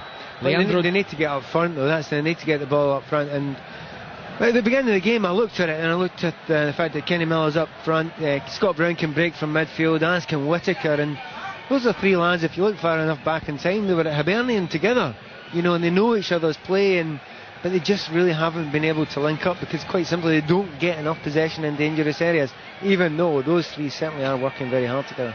Big dilemma for Craig Levein as you look at the substitutes bench, and there's not a lot of striking options. Peterborough's Craig McHale-Smith. I think McHale Smith is a real likelihood that he'll get a chance. I think Snodgrass certainly deserves a little run out today as well, and Chris Collins has had a good season, so there are changes, and I wouldn't be surprised if there were 5 or 6 eventually, but if there was one player more than anyone else I would like to see on this pitch for Scotland, it would be Bannon. I think against Brazil, someone who can pass the ball, comfortable on the ball, I'd like to see him on the pitch. Brazil fan has just walked down the steps on our left with a number 10 Zico shirt on his back, followed by a Scotland number, is it 4, with Heed, H-E-E-D written on it. Brazil have possession. I can tell you where that comes from later when we get back. Yeah, just as I said that, I said I hope this isn't something inappropriate. Ilano goes for goal from outside the penalty area, and there's just enough Scotland defenders back there, but Charlie Adam once again is caught in possession, and he's quite fortunate that he's been let off the hook with a free kick going Scotland's way. Okay then, I'll tell you that if you've ever actually seen the film called So I Married an Axe Murderer, and it was who was the very famous actor in that? Mike Myers. Roddy reminds me. There was a character called Heed in it, and he was the son of a Scotsman, and it was a great accent done by Mike Myers, and he was shouting at Heed, who was on the telly, and in the background Scotland had scored a goal to make it 1-0 to Scotland against the USA, but modesty doesn't allow me to tell you who scored that goal. Could it be a certain P. Nevin? Possibly so. Possibly. Here at the Emirates Stadium, Brazil leads Scotland by a goal to nil. All the national heroes have been celebrated, from Zico to Heed, and Neymar is quickly becoming a national hero of his own right for the Brazilians, wearing the number 11, very much in the mould of Robinho, the former Manchester City man, who is now out of favour with the national setup, and the stage could be there for Neymar, who only turned 19 in February, to sort of step up and make that attacking left-hand position for the Brazilians his own. Lucio has cleared the ball away, and Kenny Miller came in late on him, and a free kick has been awarded to Brazil. There's a bit of action in the Scotland dugout, and it looks like Aston Villa's Barry Bannon is being prepared to come on. It's Craig Levein listening there. I was desperate to see Barry Bannon on this game. It's just about keeping the ball and being comfortable on the ball. I mean, that's the problem Scotland have got. They lose it far too quickly, far too easily, and nothing against Charlie Adam. He wants to get on the ball, he wants to play the right way, but caught in possession maybe slightly too often for comfort. But one player who was caught in possession was James McArthur. Scotland almost lost a goal out of it, and he'll be replaced, but he's put a good shift in today. Yep, James McArthur, the Wigan player, former Hamilton man, will make way, and Barry Bannon comes on wearing the number 20 jersey, diminutive figure, as he runs into the centre circle and has a little chat with James Morrison, and they try between them to work out how they're going to break down this Brazilian midfield and how they're going to supply a chance to Kenny Miller, who has not had the ball at his feet within 30 yards of the Brazil goal. No, he hasn't, but we have actually said that about Kenny Miller quite a few times before playing for Scotland, because he does play a lone furrow up there, particularly away from home. 12 minutes played in the second half. Andre Santos is away down the left hand side, and he's tackled by Scott Brown, and that will be Brazil's throw in, very much an attacking position down the left. It's a little bit of a shame that Scotland haven't got, a big man that they can bring on at some point, just to throw a few balls in the box maybe near the end of the game to, something else to get the fans going a little bit. But with the limitations of the squad, fairly unlikely. Ilano's been fouled by Charlie Adam. It's been a frustrating game for Charlie Adam. He's having such a good season for Blackpool. He's not really been in this game today. No, it's tough for him because he gets on the ball. As I say, he wants to get on the ball. He takes it from his centre backs, but he looks up and all he sees is backs of players. He sees numbers in front of him, blue strips with white numbers in the back. He doesn't see anyone looking for the ball, getting into positions, and he finds himself being closed down as well. Now, there's going to be a shot here. This free kick is a long way out. It is much closer to the halfway line than it is the goal, but here comes Ilano, the Roberto Carlos run up, and not quite the Roberto Carlos shot. Well, he got it on target, he got it on target, got a bit of pace, and a lot of times you see a player shooting these days, they're not actually trying to get a goal, they're trying to bounce it just in front of the goalkeeper so that he spells it, so that people can chase on in there. And certainly Neymar had chased in there alongside Leandro as well, but it didn't spill. Yeah. Very Brazilian run up there from Ilano. He sort of jogged on the spot before he started his run, and then the strides got gradually longer before he got to the ball. Here comes Scotland, a rare foray into Brazilian territory. James Morrison on the ball, surrounded by 4 yellow. A lovely nutmeg from Morrison, and he goes again with a drag back, but there was too many of them to all take on. He's been applauded by the Scotland fans as Morrison, but here comes Neymar away down the other end, and Craney almost providing an attempt at an own goal. It's gone over the crossbar for a corner. He's a bit lucky. And Scotland have been forced a few own goal attempts. I don't know if I should describe it like that, but on this occasion they put it over the crossbar. In the first half, Gary Caldwell almost put through his own net as well, but that's what happens when you're panicked, when you have Brazilians running towards you. Am I right? The last time these teams met, France 98, there was a Scotland own goal, wasn't there? I'm a good friend of Tom Boyd, so I won't mention who scored. We won't bring that one up. Okay, corner to Brazil. We'll be going for an update in the rugby just after this. It's on the right hand side. Ilano preparing to take in the sunshine in North London. Brazil leading by a goal to nil. Here it comes into the centre, and Leandro Damião heads it wide. So let's go to, it's Northampton against Wasps, and Alistair Eakin. Northampton have their bonus point. They lead by 32 points to 3 over Wasps, and you can't keep a good man down, can you? Chris Ashton has been sniffing around all afternoon. Finally he's got the touchdown that he wanted. That is Northampton's 4th, so the bonus point secure. This will put them back inside the playoff places. Northampton leading Wasps 32-3, 11 minutes to play. And Alistair, does Chris Ashton do the dive at club level? It was a simple dot down, this one. There was no melodramatics this time. Thanks very much.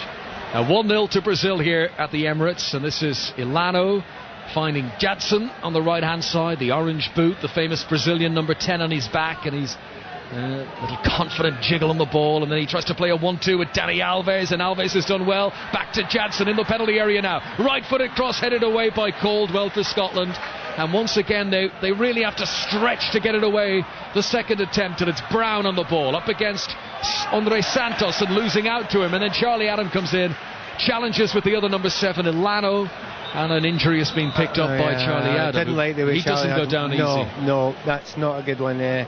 And because I don't think it was a knock and he's holding his knee, you don't like to see that, because that usually means either a twist or something's happened to the cartilage. So we shall see how he reacts to this. He's getting a little bit of a stretch. I don't know why they're doing that to him, but Charlie Adams certainly put a little bit of a tackle in there, and doesn't look good. No, it doesn't look good at all. And Charlie Adam is stretching in, trying to tackle Ilano, and he's injured himself in the process. I think Ian Holloway will be having kittens just now. Let's go back to Northampton while we wait for play to resume here. Alistair Eakin. 2 years out, climbing Everest and carving out a new career in the city. Josh Lucy out of retirement, back onto the field for Wasps on the wing, with Saints leading Wasps by 32 points to 3. Nick Berry's come off at scrum half, so Simpson reverts to 9, and Lucy is on the wing for Wasps once more. Thanks very much, Alistair. What you see, Josh Lucy will end up going to the World Cup now or something ridiculous. He'll put in a fantastic performance to the end of the season. It's been interesting, we were watching before.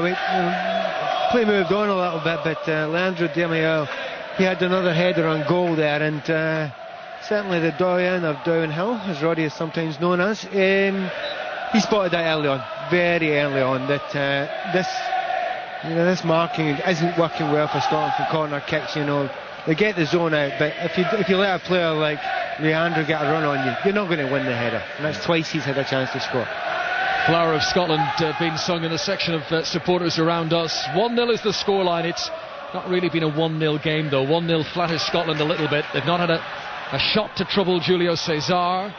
And they've hardly had possession at all in their opponent's half of the field. There's been so many chances for the Brazilians. They've clipped the woodwork as well. And this is the substitute, Bannon, on the ball. And that's a good ball to Charlie Adam, who might be just feeling the ill effects of that knock a few moments ago. Morrison comes forward now, almost a Scotland touch in the Brazil penalty area. Ramirez comes across, and Scotland celebrate. The Emirates on their feet. They have a corner on the left-hand side. And it isn't completely ironic either. They're just trying to get behind the team, but the play there was Bannon. A lovely reverse ball by him.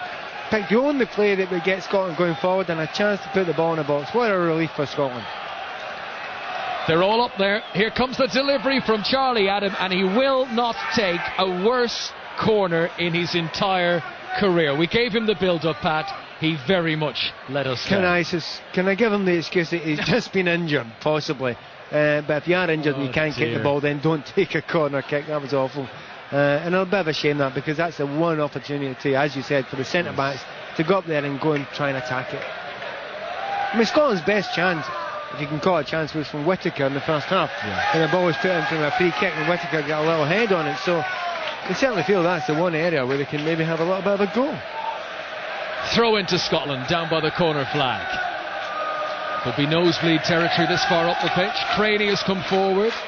And Scotland want to make another change. They want to bring on Chris Commons before this throw-in is taken. Whittaker will be the man to make way, and Celtic's new man, Chris Commons, comes on in his place. He's scored a few goals as Chris Commons since moving to Celtic.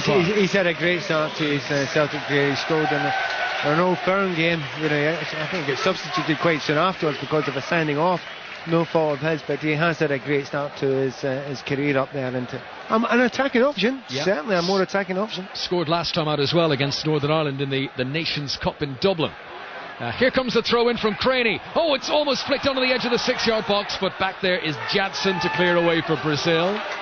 And this is the best period of pressure that Scotland have managed to put together. Bannon, long ball into the area. Miller's peeling away at the back post. Too far for him to stretch though, and it goes out for a goal kick. Still Brazil 1, Scotland 0, 25 minutes to go.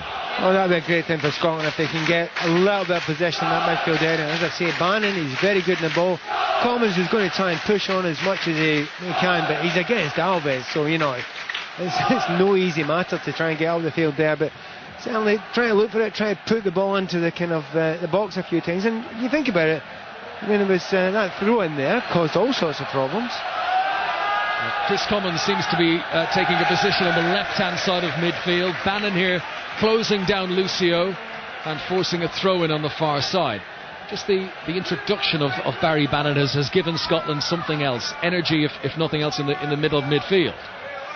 I suspect he's one of the players who would actually play better at international level than would at domestic. Now, very well played by Charlie Adam. Up to the edge of the area, and a rush of blood as the shot goes too high. He was outside the D, he got in underneath it, but it's a marked improvement from Scotland in the last 5 minutes. Certainly is, and Morrison had got beyond him there, and there was a possibility to a flick ball through to Morrison just round the corner there. It would have had to have been a special ball, and Charlie Adam, even for the talent that he has, I'm not convinced that. Once again, I think maybe Neymar's the only player in that field that could have played that ball. It would have had to be so special. But heartening again for Scotland. They're getting forward, getting a few players forward, and it's positive. Charlie Adam has scored 3 goals in his last 2 games against Blackburn and Tottenham. And here comes Miller, left wing for Scotland, and he's managed to win another corner, and another big cheer from the Scotland fans, and surely Charlie Adam will deliver better this time. Well, it certainly couldn't be worse, but certainly his teammates will be home to get that. They're all lining up at the back post, looking at Brazil there. They're quite zonal as well, the way they're marking.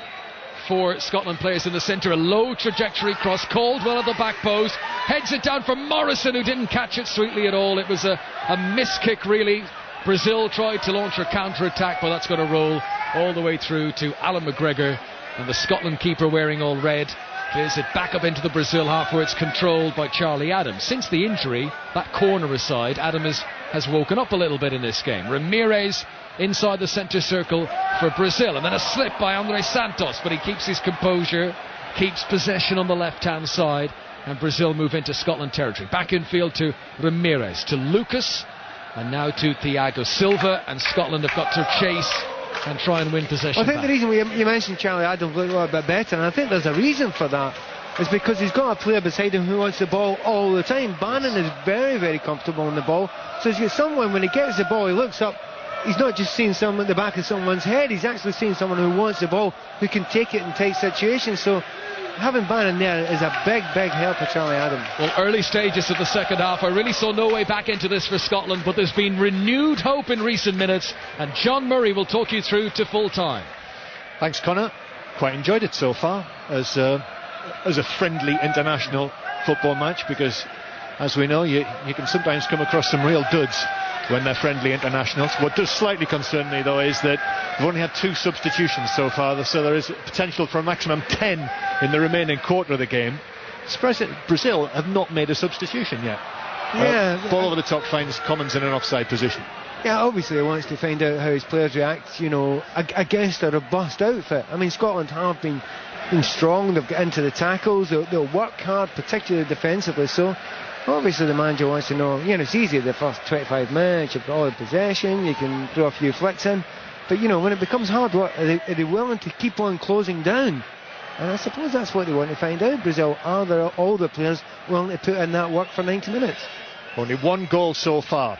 Neymar's very well taken goal in the 42nd minute. Brazil winning 1-0 against Scotland, but Leandro Damião saw a header clip the top of the bar in the first half, and Neymar, with a thrilling run and shot in the first minute of the second, also clipped the top of the bar. Here's Ramirez, strong and powerful, running from the halfway line right through the middle of the Scotland defence, and then couldn't find the pass to Neymar. Hutton cleared it. Now Jadson of Shakhtar Donetsk takes it up. Ball over the top diagonally for Neymar to run down towards the corner flag, and he's not able to keep it in, just having to get them a feet, because the various members of the Tartan Army down here on the low level at the Emirates Stadium, I think, have been on their feet throughout the game. Back to Northampton again in the Aviva Premiership. Alistair Eakin. A 5th try of the afternoon for the Northampton Saints, who lead now by 39 points to 3, and their replacement scrum half Stuart Cummins has just gone over for the 5th try of the afternoon. Saints 39, Wasps 3. Thanks, Alistair. In League 2, the only goals in the games underway: Cheltenham winning 1-0 against Gillingham, and still Oxford 1, Burton 0. But 1-0 here to Brazil, and Julio Cesar with a rare touch for the experienced goalkeeper plays it away, and now Lucio, the captain, flicks it out towards the right hand side, where Dani Alves just juggles the ball as it comes down. He had a little bit of space there, so he just threw in a couple of tricks.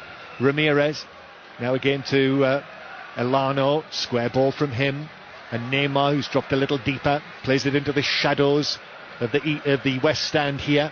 And now Andres Santos back to Jadson, tips it over the top. Leandro Damião touches it a little heavy, pulls it across, and he pulls it straight into the shins of Craney, and it balloons away behind for a corner.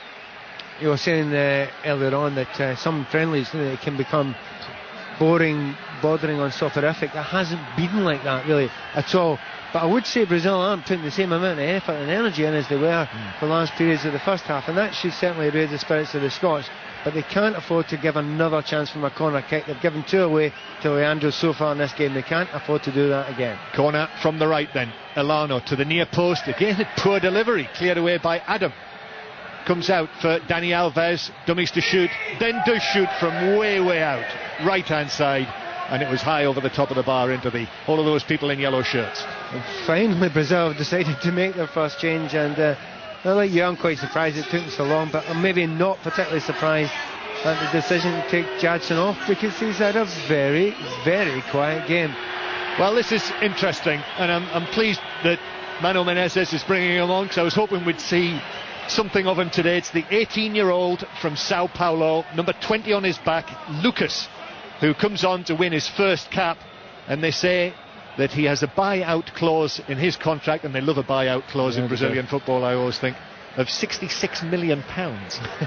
So let's see what he shows us today. I think along with Elias, maybe 2 of the players I wanted to see a bit more off today, and certainly we're going to see a bit of him. Here's a bit of Kenny Miller though, running through for a ball that was played over the top, the inside right position, but too much on it, and it was through to Julio Cesar. It's a real shame that, because I think was it Scott Brown, a little kind of half volley through, but it skipped in front of Kenny Miller there. That was a great opportunity, just a yard too far in front of him. Danny Wilson's going to come on as well for Scotland, the next change. But Morrison might have been caught there by the challenge from Thiago Silva. Once again, Kenny Miller was free. He'd got himself free. I think, the concentration levels have gone down by the Brazilian defenders. First chance to see the teenage Lucas. We have now, of course, got 2 Lucases on the field for Brazil, which is slightly annoying. We'll call Lucas him Leiva? Yeah, we could call him Lucas Leiva. So Danny Wilson's going to come on, and it is Christophe Berra who makes way. So this is the 3rd Scottish change. Yeah, and I'm delighted to see Danny Wilson come on, because I'm absolutely convinced that he is the Scotland centre-half of the future, who for a decade Scotland are going to have to rely on. It's been a problematic area for Scotland for quite some time now, and it's taken a little while for him to get through. He's played a lot of time at left back recently for Liverpool since he's gone, but going forward he is the solution for the left central back role for Scotland. 5 Live here at the Emirates Stadium in the sunshine. Brazil 1, Scotland 0. Back to Alistair Eakin at Northampton again. Northampton back up into the Premiership playoff places. It's finished here 39 points to 3, their victory over Wasps. Bonus point victory which enables them to leapfrog Harlequins and London Irish into 4th place. Easy today against the poor Wasps side who have a lot to do in the remainder of the season. Saints tries from Mujati, Foden, Ashton, Cummins and a penalty try. So Northampton 39, Wasps 3. And Danny Wilson has gone into exactly the same position as Christophe Berra, left side of the Scottish central defence. Last time I saw him the other week, he played at left back against Braga in the Europa League. But I think central defence is... No, he's not a left back though. I mean, he can do a job there, but that's certainly not his position. It's like if anyone watched Alan Hansen play, which many people did and enjoyed doing so, very similar type player. Yeah, and he is still only 19 as well, Danny Wilson. So we've got a number of teenagers out there at the moment. Here's Lucas Leiva on the halfway line. Seems strange that we never ever call him that when we're commentating on him for Liverpool. Thiago Silva, he's playing in central defence for Brazil. Last time I saw him, he was in midfield against Spurs. Joe Jordan is here, by the way, today at the home of Arsenal, the Tottenham coach, working for BBC Scotland. I had a little chat with him before the game, and he was just telling me a little bit more about Sandro, who we've not seen yet today. He is on the bench for Brazil, may come on before the end of the game. Ramirez chips it over the top, but the offside flag is up against Dani Alves, and it's a free kick to Scotland. So still only 1-0, and in actual fact this little period at the moment, the last 5 or 10 minutes, it has just hit a little bit of a lull. Yeah, it has done. I think certainly the Scotland players will enjoy that, because they had to work so hard in the first half, and most of it was running off the ball, and it's very... You can do the same amount of running, but if you're doing it without the ball, it just seems that much harder, and Scotland had to do a lot of that. A little bit of break now and again just now, and also a little bit more possession in this second half, and it's, as I say, it's a lot that's to do with Barry Bannon, who's usually good in possession, but sadly just gave the ball away there, and Brazil are back in. Elano back to Ramirez, who's been very prominent actually in this Brazilian side, the Chelsea midfielder. Plays it with the outside of his boot down the left to Andre Santos, the left back, checks back, gives it back to Ramirez, and Ramirez now moves infield, just lays it off to Elano, who's closer to the halfway line. Elano now drives it in near the edge of the area. Lucas with a touch. Neymar goes down. He was challenged by Adam. He was caught by Adam, and it's a penalty for Brazil. I have to say, I wouldn't argue. A few of the Scotland players are arguing about it, but I don't think there's an argument there. Very clever by Neymar. Knew the tackle was coming in, put his body in the way of it, and took the hit. I think he left his leg there to be taken by Charlie Adam, but you don't come in at the back of a player in the penalty box. And there's a little bit of a dive on the end of it, but I think the referee's right. Oh, we've got that right. Penalty kick. Penalty for Brazil, and won by Neymar. It'll be taken by Neymar, who has already been cuddled by Lucas, as if he'd scored and already. Delano and Dani Alves for his part in winning the penalty. So it is Neymar now takes a couple of big strides back, and the very frail figure of the little Brazilian waits now to take this right-footed and drives it low. McGregor went the wrong way to his left. It's in the bottom corner, and Neymar now is being hoisted high by his Brazilian teammates after scoring his second goal at the Emirates here today and making it Brazil 2, Scotland 0. And you should never forget the fact that he's very young. Anybody that age getting into Brazil's side has to be very, very special. But to go and score a couple of goals and to look skill-wise and vision-wise, a class apart, to be fair, than anyone else. He's a very, very special young player, this lad coming forward. More substitutions. First of all, it's Leandro Damião who makes way, having won his first cap for Brazil today, and he's replaced by Jonas of Valencia, the number 21, and Charlie Adam has come off, and he has been replaced by Robert Snodgrass of Leeds United, who wins his second cap and has already taken up a position on the right hand side of midfield here. So Brazil 2, Scotland 0 on 5 Live, with about 12 minutes to go of the 90. It could be more, but I think they have just taken their foot off the pedal a little in the second half, Brazil. And are those the Tartan Army now calling for a little wave from Pat Nevin? I don't think you obliged. Here's Lucas of Liverpool now into the penalty area on the right, and it's miskicked by the teenage Lucas, straight behind for a goal kick. Yeah, but he's certainly getting forward as often as he possibly can. And at this point in time, Scotland, after having a good little period, it was nice to see Scotland bring themselves slightly back into the game. At the moment, I think they were a wee bit depressed. I thought they felt as if they was going to get a chance. Yes, Scotland just dwelling on the ball at the back, but I think it's just a little bit confusing here. Howard Webb is now indicating that Alan McGregor should take it. So I think the ball might have just gone behind for a goal kick. McGregor takes this downfield. Headed back forward for Jonas, who's taken up a position actually in the middle up front where Leandro Damião was playing. And now Hutton wins a throw-in halfway inside his own half. I think you're now the sole point of entertainment for the Tartan Army. Yeah, I wasn't quite hearing what they were saying, but I don't know if it was all aimed at me. All right, okay. Normally here in the Emirates, of course, Pat, we're way up top, aren't we, in the top layer, with a terrific panoramic view, but down here we've got a close quarters view of the Tartan Army, who are lively, I think would be fair to say. And they always are. Constant stream of them in and out. I presume they're heading towards the Emirates bathroom. Here's Hutton now playing the ball back towards... They must get a wee bit fed up at their game just now, because they've decided to turn towards the press box. Yes.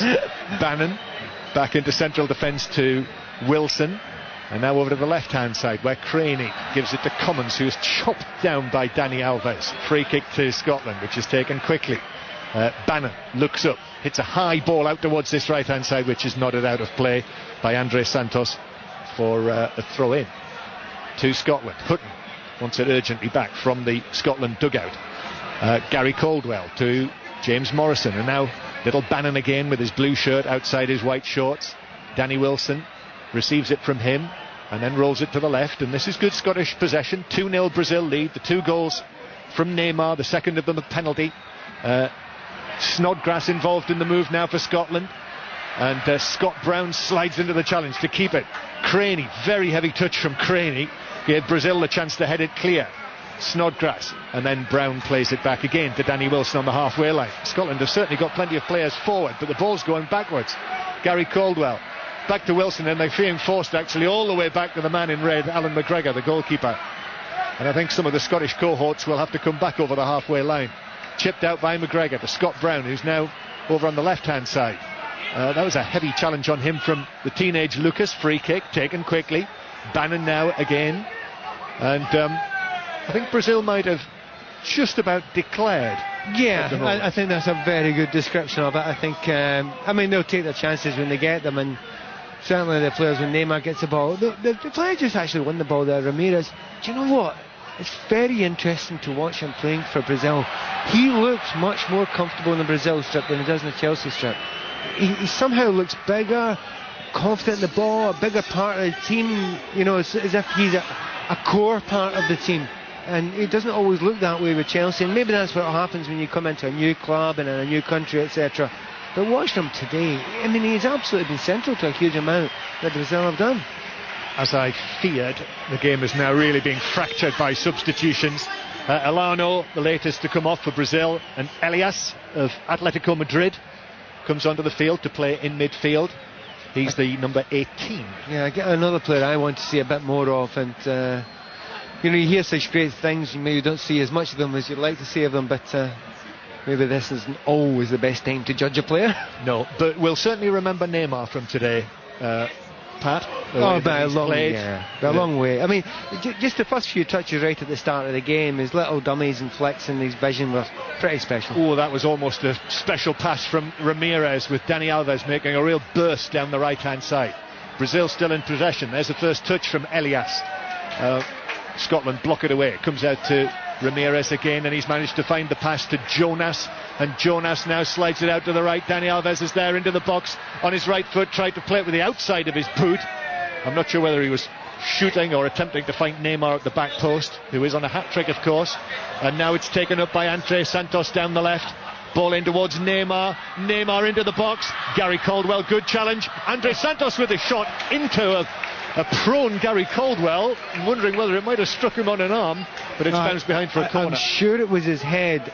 Gary Caldwell, because he was off balance, tackled with his head on the ground there. I'm sure that's what he did.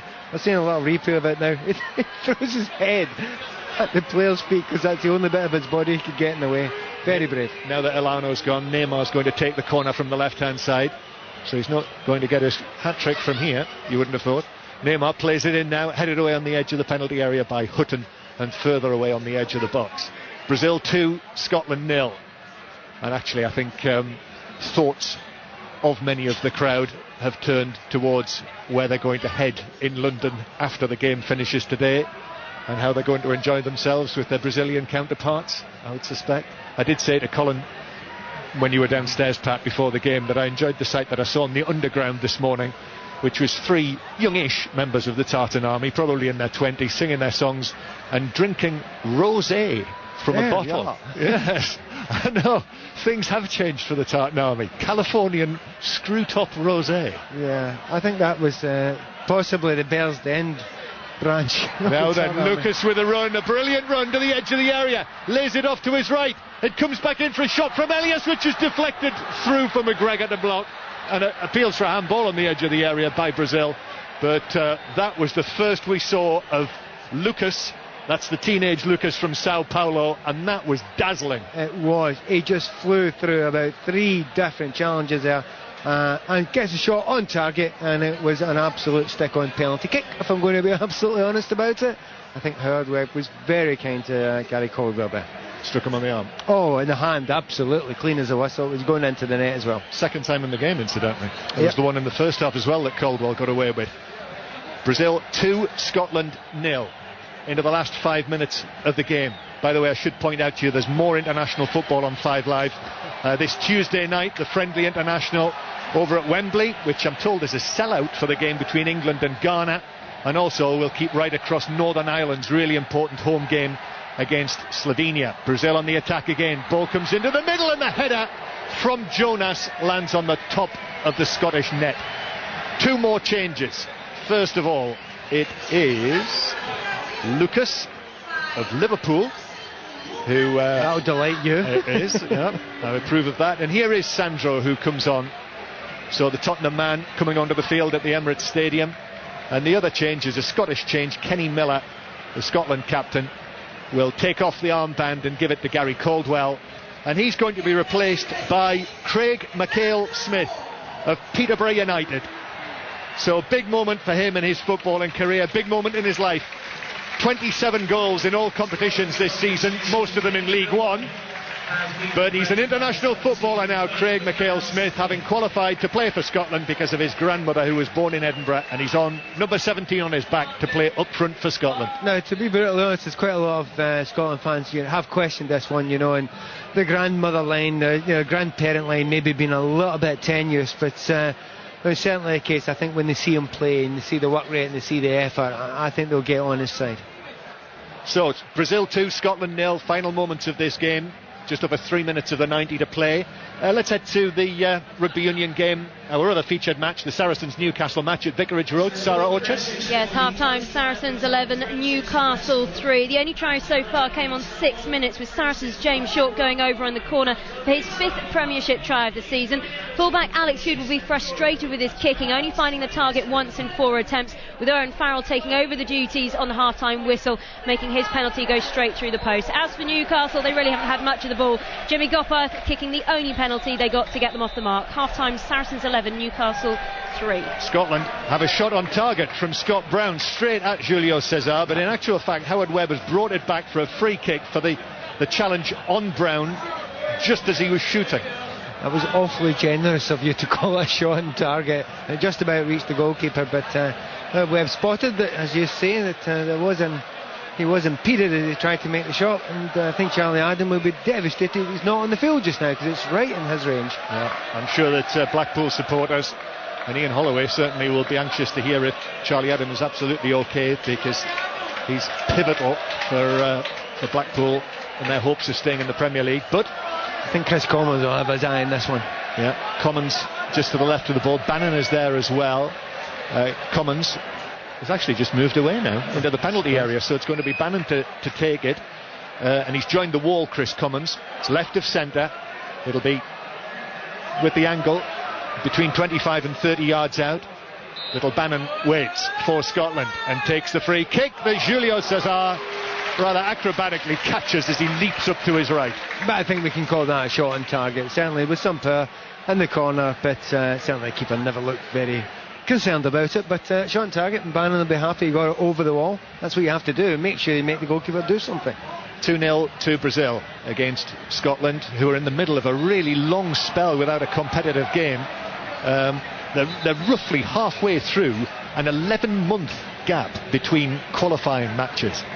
Brazil win another free kick, and here's another substitution, and it's Neymar, who is rather unfortunately, after the booing at the Millennium Stadium yesterday, being booed off the field here today by the Tartan Army, having scored the 2 goals against them. But this is more for his theatrics early on in the match. I think I'll have to say I was quite disappointed with this throwing himself to the ground too easily in the first 10, 15, 20 minutes. But to be fair, for a player who had Alan Hutton and Scotty Brown snarling at him for the entirety of the match, he's managed to score 2 goals. He's certainly made the penalty himself, and he's looked by a long way the most skillful player in that field, and he's a very special player who I think we're all going to enjoy in the future, if he keeps the right attitude. And that's the big question, and it always is, for a lot of Brazilian players, if you can keep the right attitude for the right amount of time for long enough.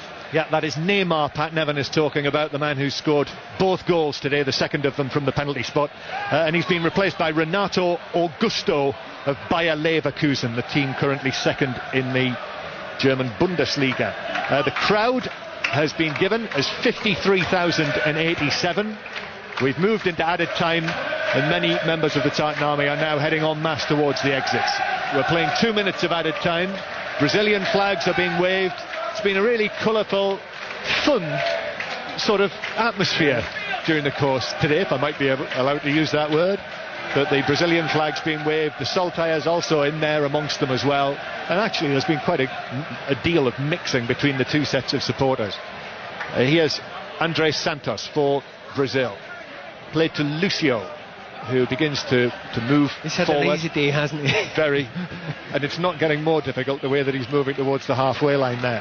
Now here is Lucas, who evades the challenge of Morrison, and Lucas running and lays it off to Jonas, and Jonas blasts it over the top. Clear chance for 3-0, missed it. What another brilliant piece of play by Lucas. He gets the ball, he just goes past players. Well, you use the word fun, and that is a phrase we use in football. It goes past people for fun. Great vision, drags the centre backs one way, flicks the ball to his left, and Jonas, that's a terrible miss. A fairer result, to be fair, would probably have been 4 or 5 at the moment to Brazil. They've had lots and lots of chances. I think this is the final Scotland substitution. It is. James Morrison coming off, and Don Cowie of Watford coming on for his 3rd cap and going into central midfield. It's an odd one when you come on as a player and there's only seconds left, and you get a cap for it, but you almost feel it's not worth it. The best thing he can say is he maybe get a touch, and also maybe get a yellow shirt. Yes, well, there is that as well. However, he will be able to say that he played international football against Brazil for the rest of his life. 2-0 to Brazil. And now a flowing move down the right-hand side, and Scotland struggling to get back here. It's played back to the edge of the area, clipped in towards the back post. Ramirez is there, bounces down for Lucas, back to the edge of the area, and the left back Andres Santos gets right underneath it and hits it high over the bar and into all of the yellow shirts again. You have to make any question mark about the Brazilians today. They've had a good attitude towards it. They have been a lot more skillful than the Scots, but their finishing's been awful generally. Apart from Neymar, they've created lots and lots of opportunities against Scotland to have given them due. Scotland fought very hard right to the end of this game. Be interesting to hear from you, Pat, once we've had the final whistle, which Howard Webb is blowing now, what you feel that Scotland have got out of this game. You know, the qualifiers to come in the autumn, and I would suggest if they're going to finish runners-up in their group, they'll probably have to win the first 3 of them that they play of the 4 in the autumn, in the same group as Spain, remember. But handshakes all round. I'm sure shirts will be swapped as soon as they can out there. In fact, that process is beginning right now in the centre circle. But Brazil have beaten Scotland by 2-0. Both of the goals scored, one in each half by Neymar, a real rising talent. We may well see him in the Premier League. Who knows? 19 years old from Santos. First, a lovely finish in the 42nd minute, and the second of them, a penalty. But as Pat suggested a little while ago, it could have been many more for Brazil. But here is Pat. Yeah, it could have been many more, but it was a joy today.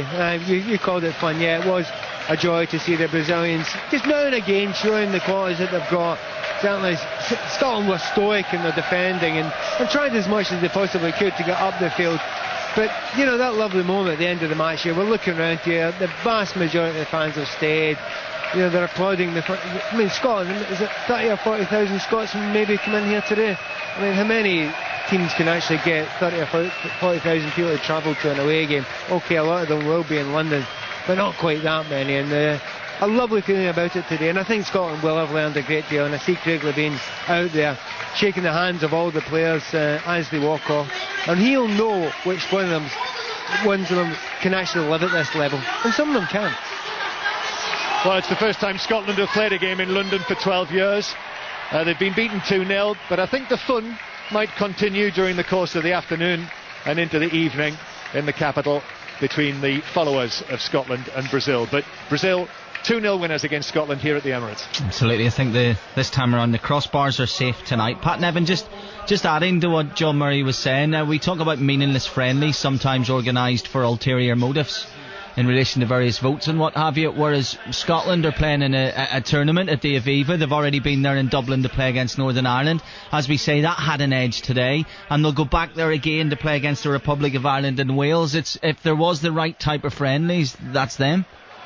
Yeah, and the good friendlies are the ones also that you win, because there's a complicated problem obviously with seeding and getting down the pots, and obviously Scotland's seeding goes down for losing again today. But you have to put that to one side and realise that at some point you want to play against very good players. You want to test yourself against the top teams.